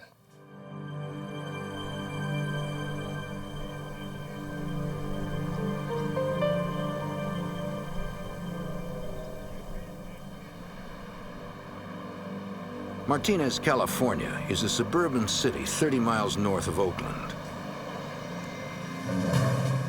As dawn broke on October 15th, 1993, most of Martinez was still asleep.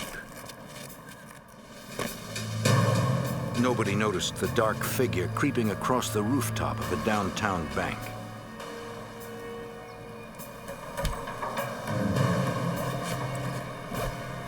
He carried a top-of-the-line cordless power saw and drill with special motors that reduced noise. He seemed to know exactly where to cut into the roof.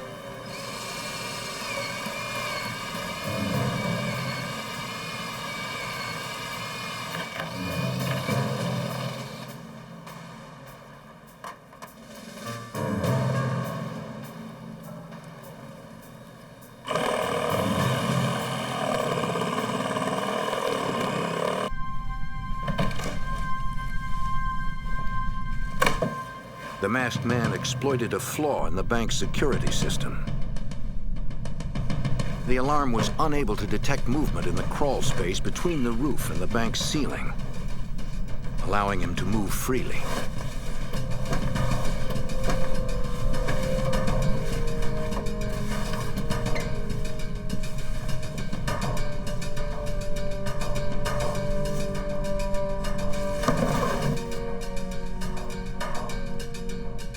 Just below was the bank's office.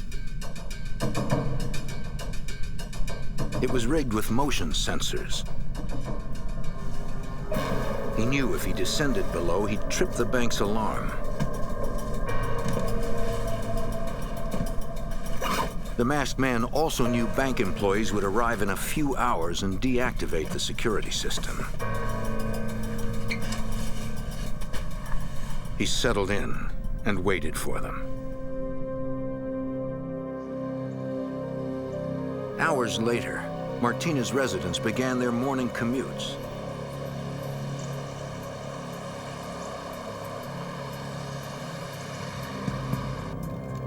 Two miles from the Martinez Bank, in the city of Pleasant Hill, a police operator answered a seemingly unrelated emergency call. Someone saw two Hispanic males entering a supermarket with guns in their waistbands. Copy that, 220 and a move. It was just before 9 a.m. Pleasant Hill police officer Bob Lauderdale responded to the supermarket. M1, who's the reporting party? He's still on the line, a payphone. Well, my dispatcher advised that the person making the call was calling from a public phone directly across the street from the store. He just hung up. He gave his name as Kyle Farrell. I noticed a black male adult standing in front of the phone booth.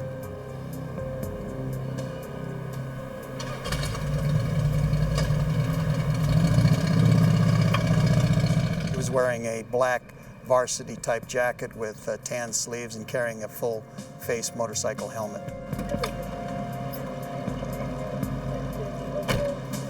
Officer Lauderdale and Sergeant Gary Ezel entered the supermarket to investigate. They would begin an aisle-by-aisle search for the suspects.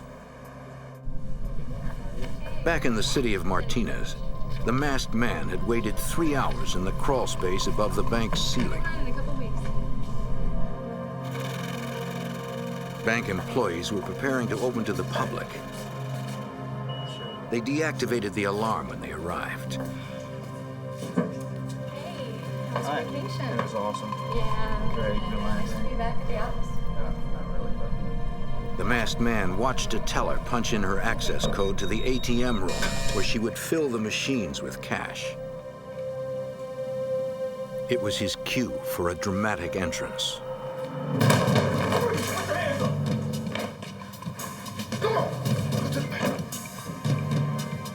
The door automatically locked behind the teller. The robber threatened to kill her co-worker if she didn't open the door. Then he opened it himself. The bank's manager was in the break room. She heard the commotion and glass breaking. Put the money in the bag! Go to hell!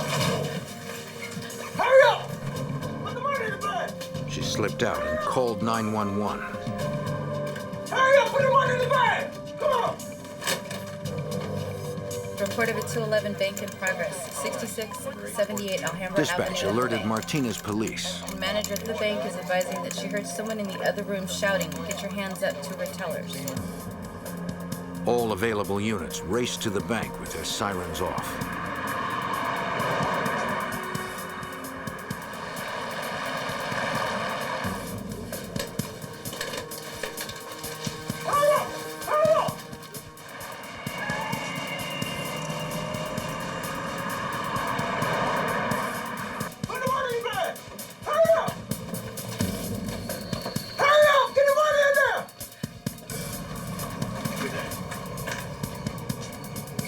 The robber left with a backpack stuffed full of cash. But to keep it, he'd have to evade Martinez police.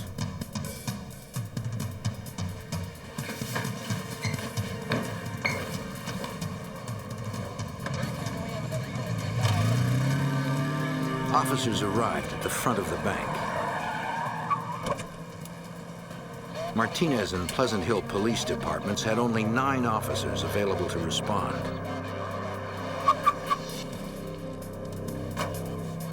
And 2 of them were tied up on a suspicious call at a supermarket.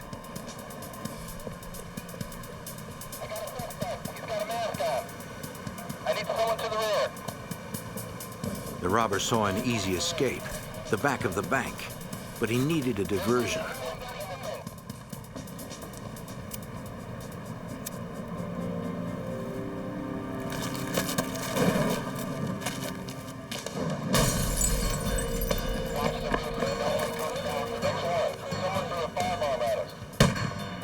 Martinez traffic officer Earl Moffat moved to cover the rear of the bank.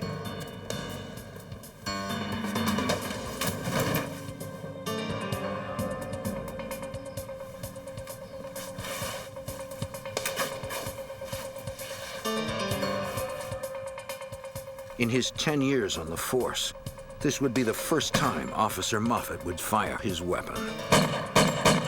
He's firing rounds at me, and he's only about 20 yards away. So what was going through my mind is just chaos. As the gun battle continued, Pleasant Hill police were still investigating the 911 call about 2 men with weapons entering the supermarket. No, I sure haven't. None of the employees saw anything out of the ordinary. Have you seen anything like this? I haven't seen anything like that. Yes, I'm at the rear. Okay. Request mutual aid response from Pleasant Hill ASAP. Okay, Bob, we gotta go. All right. Officer Lauderdale was immediately suspicious. After we were unable to locate anybody matching that description, I thought the bank robbery in Martinez was too big of a coincidence. In Martinez, the bank robbery suspect continued his firefight with Officer Moffat.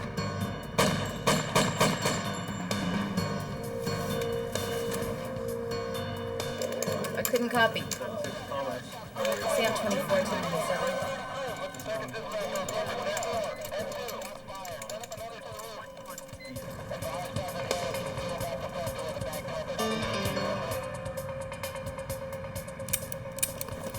His weapon empty, the officer was forced to reload. The gunman used the moment to his advantage.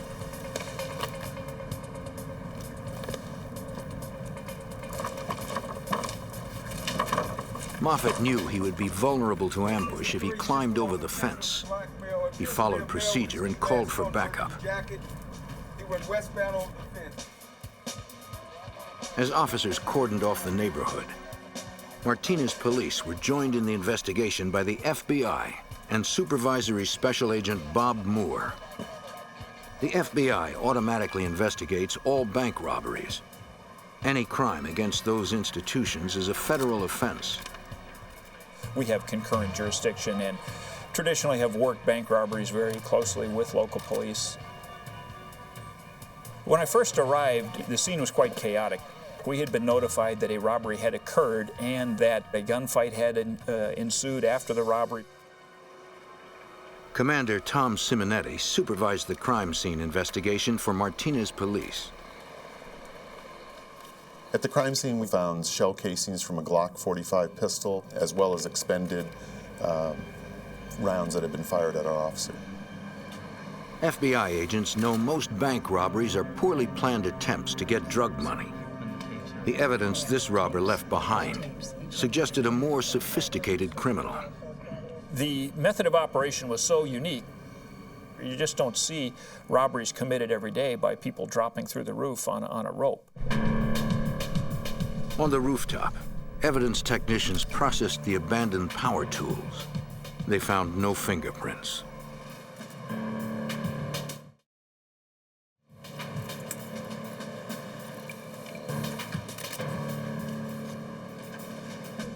Agents interviewed bank employees about their traumatic experience. They described the robber as a muscular black male in a red jacket. The average bank robbery nets just $3,000. The bank manager determined that the robber escaped with over $35,000. And by getting it from the ATM room, no die packs were placed in with the money. Technicians found no fingerprints, but discovered a shoe print on the desk where the robber landed. While the crime scene was being processed, Martinez police combed the neighborhood behind the bank for the masked suspect. They soon picked up his trail. It was marked by $20 bills that had fallen from his backpack. But the money trail abruptly ended at the closed end of a cul-de-sac, leaving no sign of the suspect. I have followed the money trail up to the cul-de-sac. Pleasant Hill police officer Lauderdale was guarding the crime scene when he recognized someone in the crowd of onlookers. And I suddenly noticed that the subject I had seen making the 911 call was now standing in a group of people who were watching the activities at the bank robbery. I thought this was too much of a coincidence, seeing the same subject down at the shopping center and was now at the bank robbery in Martinez. I contacted the subject in order to identify him and find out what he was doing in the area. What are you doing here today? The officer knew the 911 caller at the supermarket gave dispatchers the name of Kyle Farrell. Now the man said his name was Ural Wills. Oh, it's around the corner. I just didn't want to interfere. All right. It was suspicious enough for Officer Lauderdale to request the man to go to the police station for questioning. The subject was surprisingly cooperative and had no problem with going to talk to Martinez detectives. The man furnished Martinez police with a driver's license that seemed to confirm his name was Ural Wills. A check of his record revealed that 3 years earlier, in 1990, he was arrested for an armed robbery of a supermarket in Oakland, but was later acquitted. Despite the prior arrest, police had nothing linking the man to the Martinez bank robbery. They had no choice but to release him.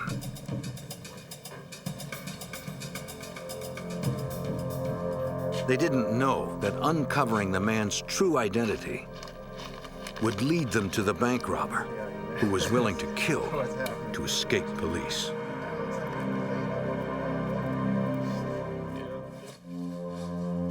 In Martinez, California, a bank robber threatened employees' lives until he got what he came for. $35,000 in cash intended for the bank's ATM machines. Police searched for the suspect by following a trail of $20 bills near the crime scene until it ended in a residential cul-de-sac. For FBI Supervisory Special Agent Bob Moore, the end of the trail was itself a clue. We don't have that yet. We're still waiting. The trail of $20 bills stopped there. So initially we assumed that there had been a getaway car somewhere near that end of that cul-de-sac. Can you recall if anything Martinez police interviewed residents who lived in the ordinarily quiet suburban area. One homeowner said that earlier in the day he was working in his front yard. he noticed a brand new Jeep Cherokee speed past his home. He thought the white female behind the wheel might have been just a reckless teenager. The witness said the vehicle had no license plates, only a placard from a nearby Jeep dealership. Several other witnesses in the neighborhood also saw the vehicle, but none of them could agree on the Jeep's color. Okay, well, great. Well, thank you. I may call on you again. Supervisory Special Agent Bob Moore pursued the vehicle lead. Yes, Bob Moore with the FBI. How you doing? He called the dealership advertised on the SUV and learned they sold over 60 new Jeep Cherokees in the past 3 months. We began identifying the people who had purchased those cars with negative results. Each Jeep Cherokee had to be investigated. Martinez Police Commander Tom Simonetti knew it would be painstaking work. We also talked to several of the registered owners of new Jeeps, and they had either no criminal record or they had been out of town and were able to prove that they weren't involved in the robbery. We found that one had been stolen from a nearby BART station. The vehicle was recovered in the city of Concord, and after investigating it and processing it, it was determined that it was not involved in the crime. The last 2 Jeeps that we looked at were both sold to a rental car company in the city of Antioch. This is what we have here. Anything else? Agents went to the rental company to investigate the last 2 vehicles.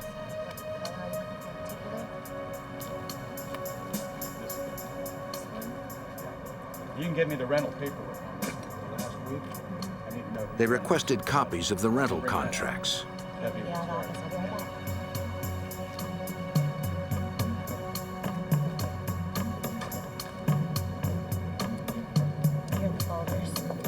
They learned one of the Jeeps was rented the day before the robbery and returned the following evening. The name on the contract was one Ural Wills, the name used by the motorcyclist in the Martinez Bank parking lot, who was also the same man police observed making a 911 call near a Pleasant Hill supermarket. Martinez police needed to clear up the question of how Ural Wills could have simultaneously fled from the area in a Jeep and been spotted in the bank's parking lot as an onlooker.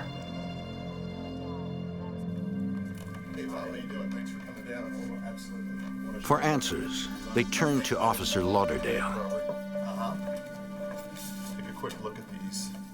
When I presented the picture of Ural Wills and in the photo lineup to Officer Lauderdale, he identified a different person as Ural Wills.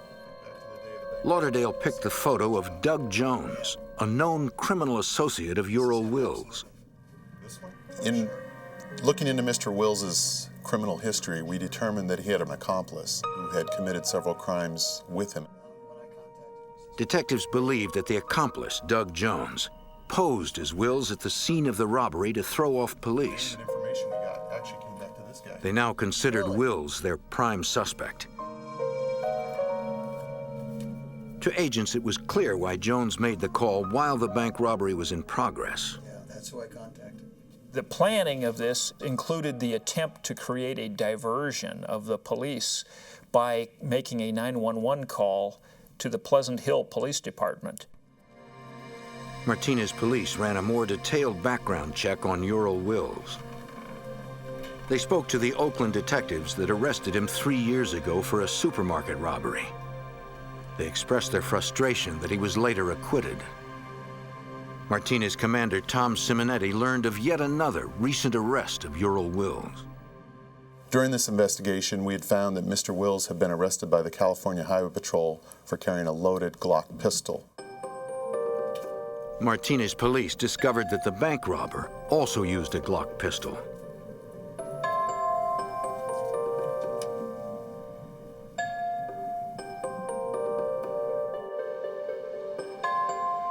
Ballistics tests on the recovered bullets revealed that they were from a Glock 9mm.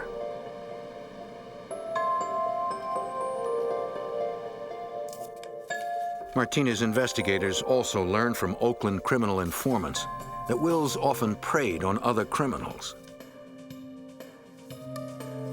He had made several armed robberies of known drug dealers in the city of Oakland, which led us to believe we were dealing with somebody who either wasn't afraid or was very brazen in his criminal activity. The same criminal informants gave police insight to Ural Will's methods of operation.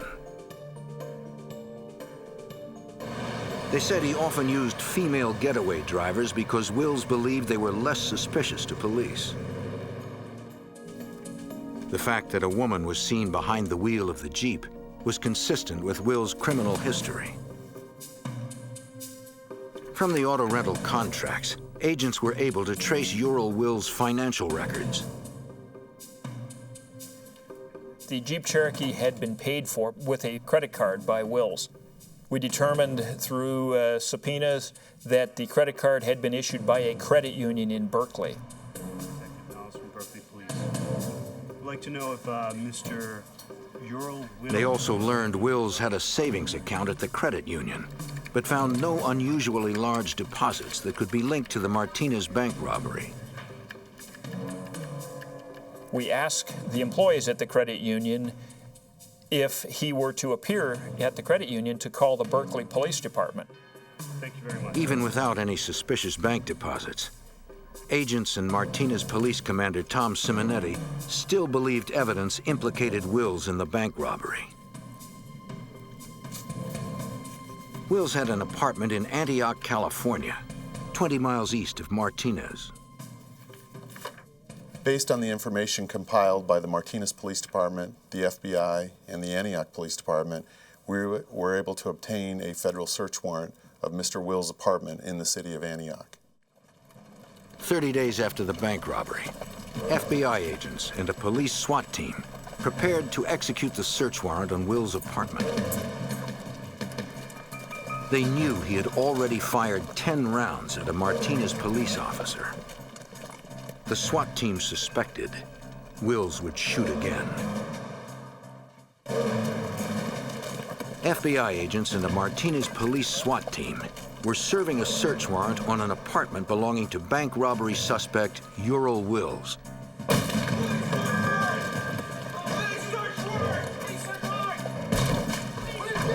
They found one man in the apartment. The SWAT team quickly determined he was not Wills. They identified him as Doug Jones, who was a known criminal accomplice of Ural Wills, as well as Wills' roommate. Jones was the man seen making the 911 call near a supermarket before the Martinez bank robbery, and the man spotted in the bank parking lot after the robbery. Officers removed Jones from the apartment and took him to the station for questioning. As investigators executed their search warrant, they found several items of interest, including a bulletproof vest. Agents also found a red jacket that matched witness descriptions of the bank robber's clothing.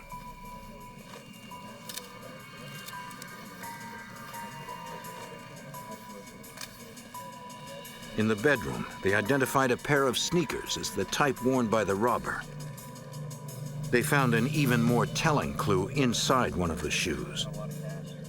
$3,000, all in $20 bills.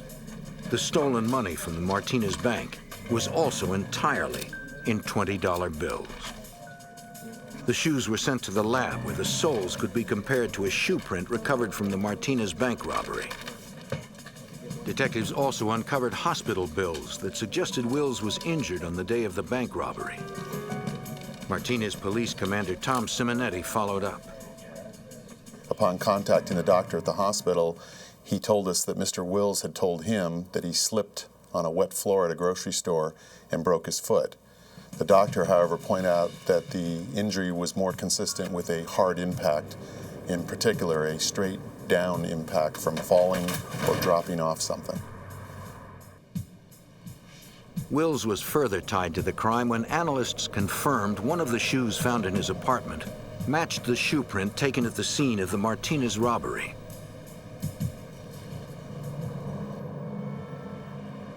At the police station, Where is Mr. Wills? Agents questioned Will's roommate and criminal associate, Doug Jones. As suspicious as Jones' actions were, police couldn't charge him with a crime or make him talk. If Jones knew where Wills was hiding, he wasn't telling investigators. The biggest frustration in this case was trying to locate Mr. Wills after he knew we were looking for him. 222, go ahead. We had searched his residence, we had contacted everybody that knew him, and there was no doubt he knew we were after him.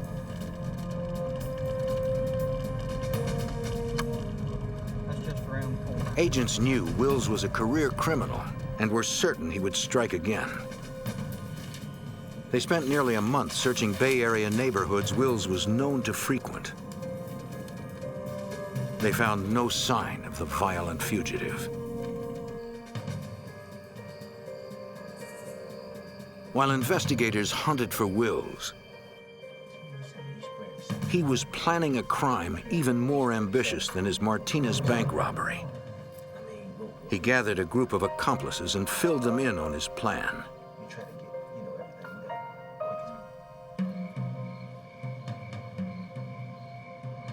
Four days before Christmas in 1993, Will's accomplices descended upon the Antioch, California home of jewelry store owner Gene Mayer and his wife Ruth. They posed as detectives investigating credit card fraud. Once the door was opened, they revealed their sinister purpose. Get on the ground! Get on the ground! You're too low, man! Get on the ground now! Get down there! Get down! Just stay quiet! You won't get hurt! Shut up! Shut up! Now! Two bound the couple with duct tape, while a third moved toward the back of the house to look for a safe. You guys stay quiet, don't move, you won't get hurt. You got the safe? Good. Let's go, get up, get up, get up, get up here. The men told Gene Mayer they were kidnapping his wife.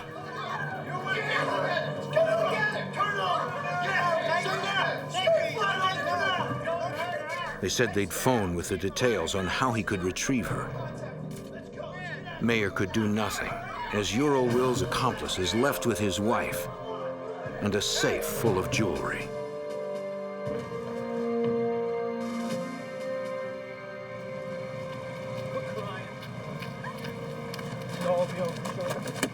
They used Mrs. Mayer's Suburban as their getaway vehicle. Get in there. Let's go.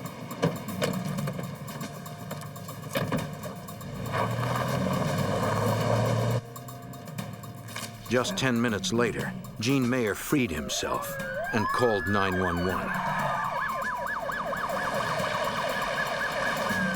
Antioch police responded. The scene was supervised by Sergeant Scott Williford. When I arrived at the Mayer residence, officers were in the process of cordoning off the crime scene with police tape and barriers. I went inside the residence, and Gene Mayer was in the process of being interviewed.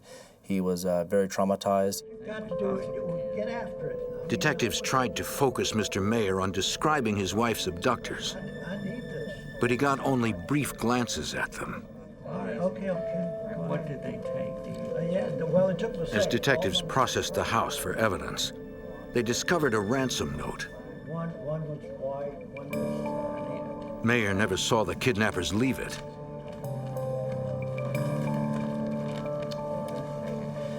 The note warned him not to contact the authorities. Gene Mayer worried that he might have made a mistake by calling police. He feared the kidnappers would retaliate by killing his wife.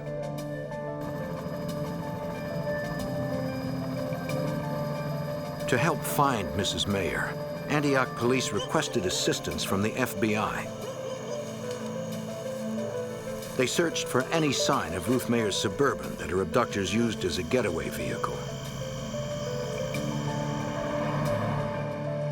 Investigators knew the chances of finding a kidnapping victim alive diminish the longer the victim is held captive.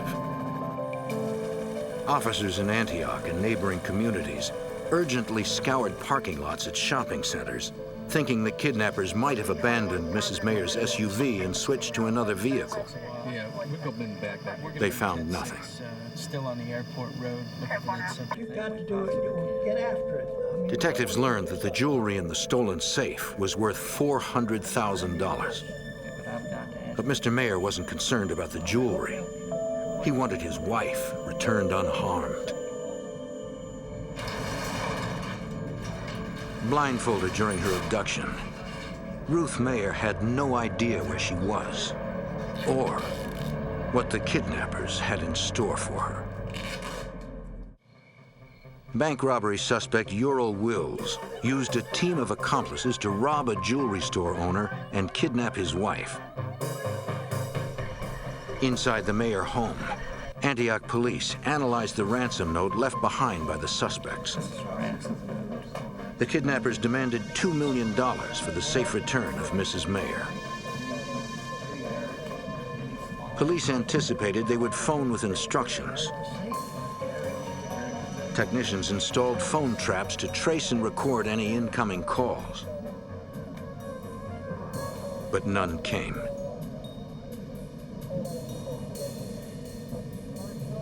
For more leads, Antioch Police Sergeant Scott Williford gathered details about the jewelry stolen from the house. If any of it turned up, it might put them on the trail of the kidnappers.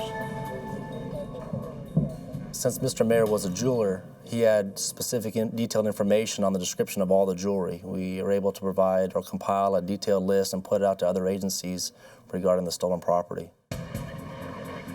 The FBI brought additional resources and helped coordinate the search for any sign of Mrs. Mayer or the Suburban her abductors stole from her driveway.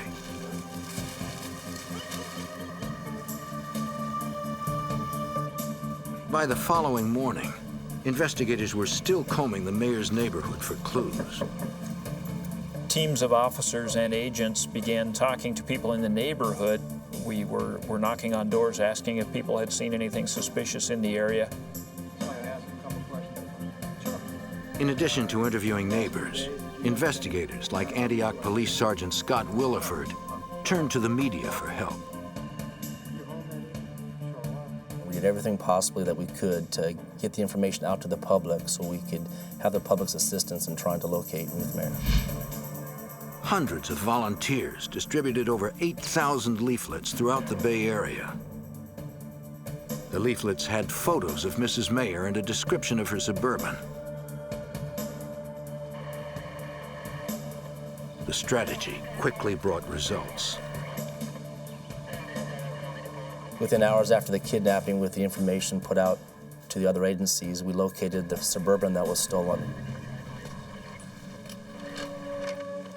Technicians processed the vehicle for evidence. They found nothing useful. Investigators theorized that the kidnappers transferred Ruth Mayer to a second getaway vehicle. They took impressions of fresh tire tracks found at the scene. The impressions could be compared to the suspect's vehicle if it was found. Although they had found her vehicle, detectives still had no clue where Mrs. Mayer was being held. The kidnappers left her unattended for hours at a time. She used the opportunity to bite through her restraints.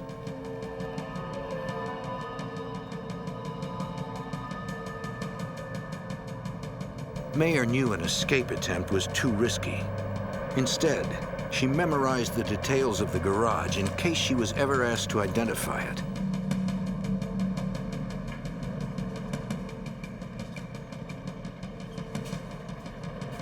In the driveway, she saw the outline of a car. It was covered with a blue tarp. Mayer thought about shouting for help, but she was concerned what might happen if her abductors heard her. For the time being, she had no choice but to wait.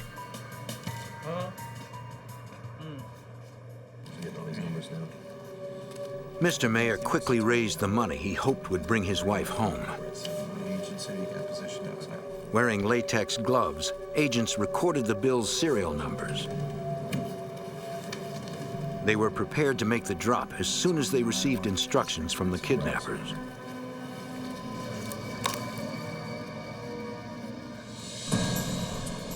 Two days after the kidnapping, police responded to a call from a Berkeley credit union. The FBI had asked the manager to call police if he saw the suspect from the Martinez bank robbery.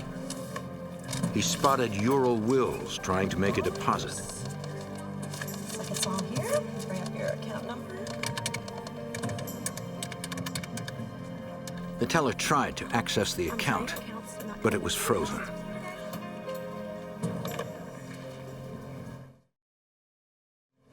Sometimes that works.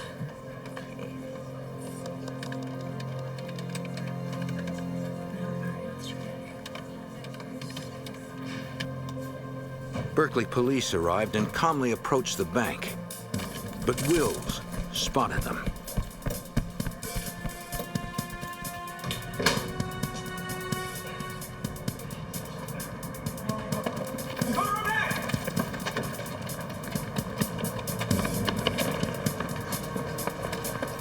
Let me see your hands! Turn around, put your hands on top of your head!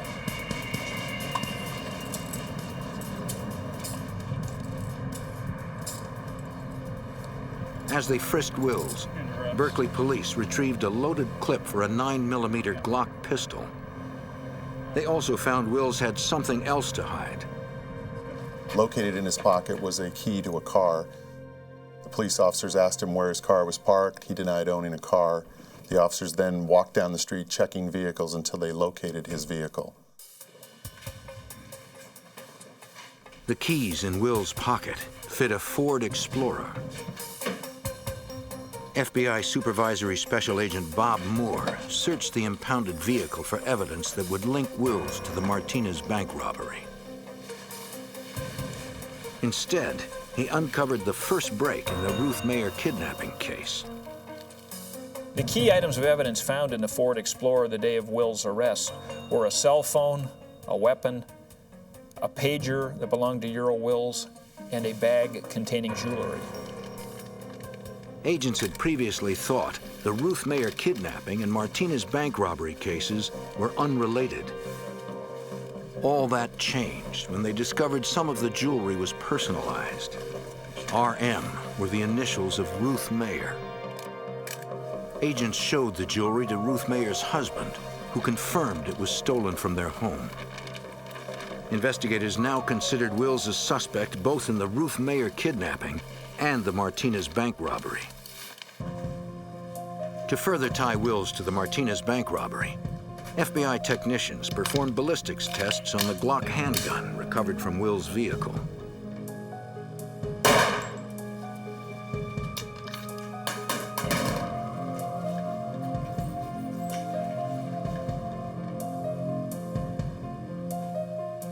They compared the bullets test-fired by the Glock in the lab to bullets recovered from the Martinez bank crime scene.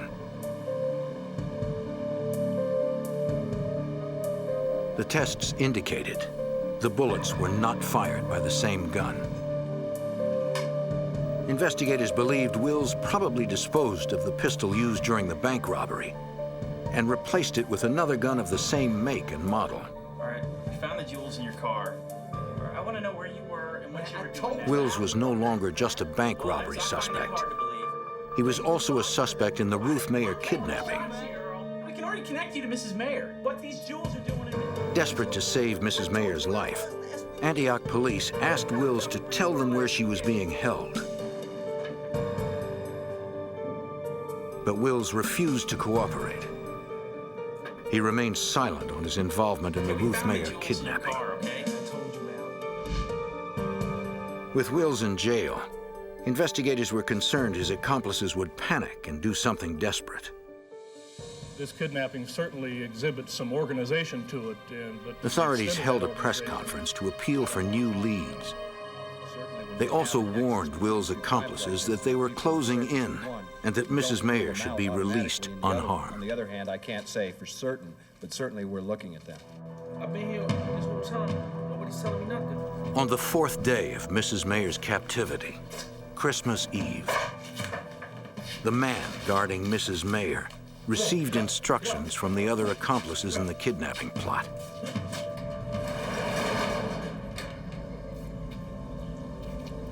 His orders were to get rid of Mrs. Mayer any way he could. The man ordered her to stay down and out of sight while he drove.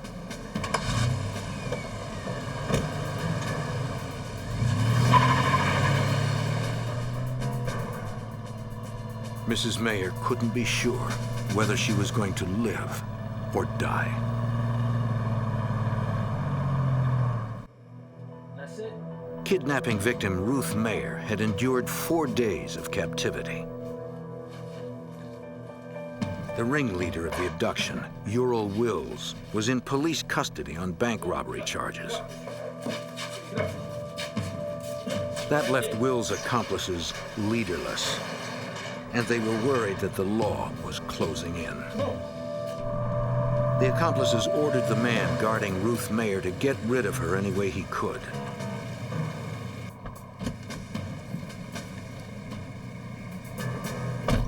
"30 miles north of her Antioch, California home where she was abducted, in a town called El Sobrante, the kidnappers decided to get rid of Mrs. Mayer by releasing her.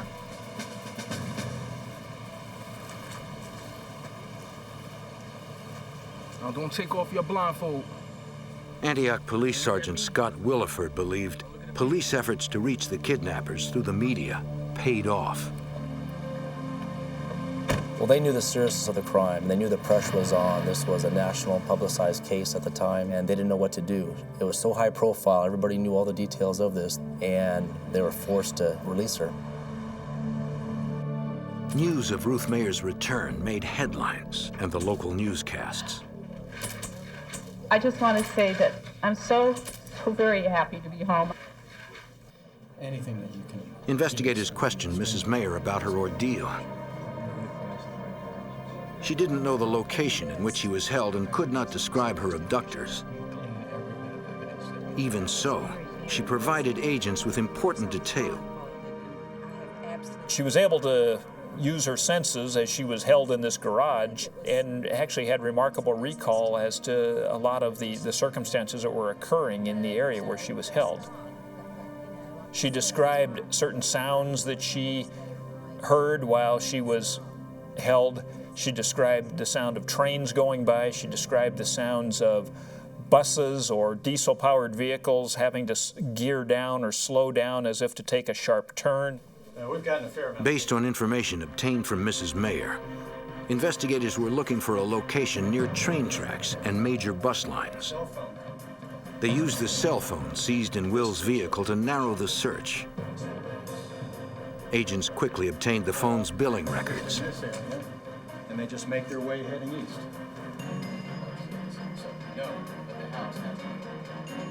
They concentrated on calls Wills made around the time of Mrs. Mayer's kidnapping. We were able to track the cell phone usage and determine where it had been in use the prior night, including in Antioch and as well as the numbers that it had called that night. Investigators learned towers in West Contra Costa County picked up Will's cell phone signal on the evening of the kidnapping. They began looking for streets in Contra Costa County where train tracks and major bus lines intersected. Based on Mrs. Mayer's observations, agents were looking for any home that had a vehicle covered with a blue tarp in the driveway. We located the house in San Pablo, and just from the visual inspection outside, it matched the criteria and the description that Ruth Mayer gave us. Agents obtained a search warrant for the home and found no one inside. Mrs. Mayer identified the garage as the place in which she was held. Agents wanted to question the home's owner, but they were unable to locate him.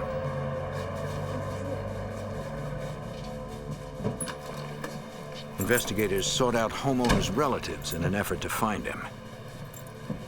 Edward Rodriguez was the homeowner's nephew. Agents were unaware that he guarded Ruth Mayer during the kidnapping. But Rodriguez mistakenly believed the agents were looking for him and said he was just about to turn himself in. It will be used against you in a court of law.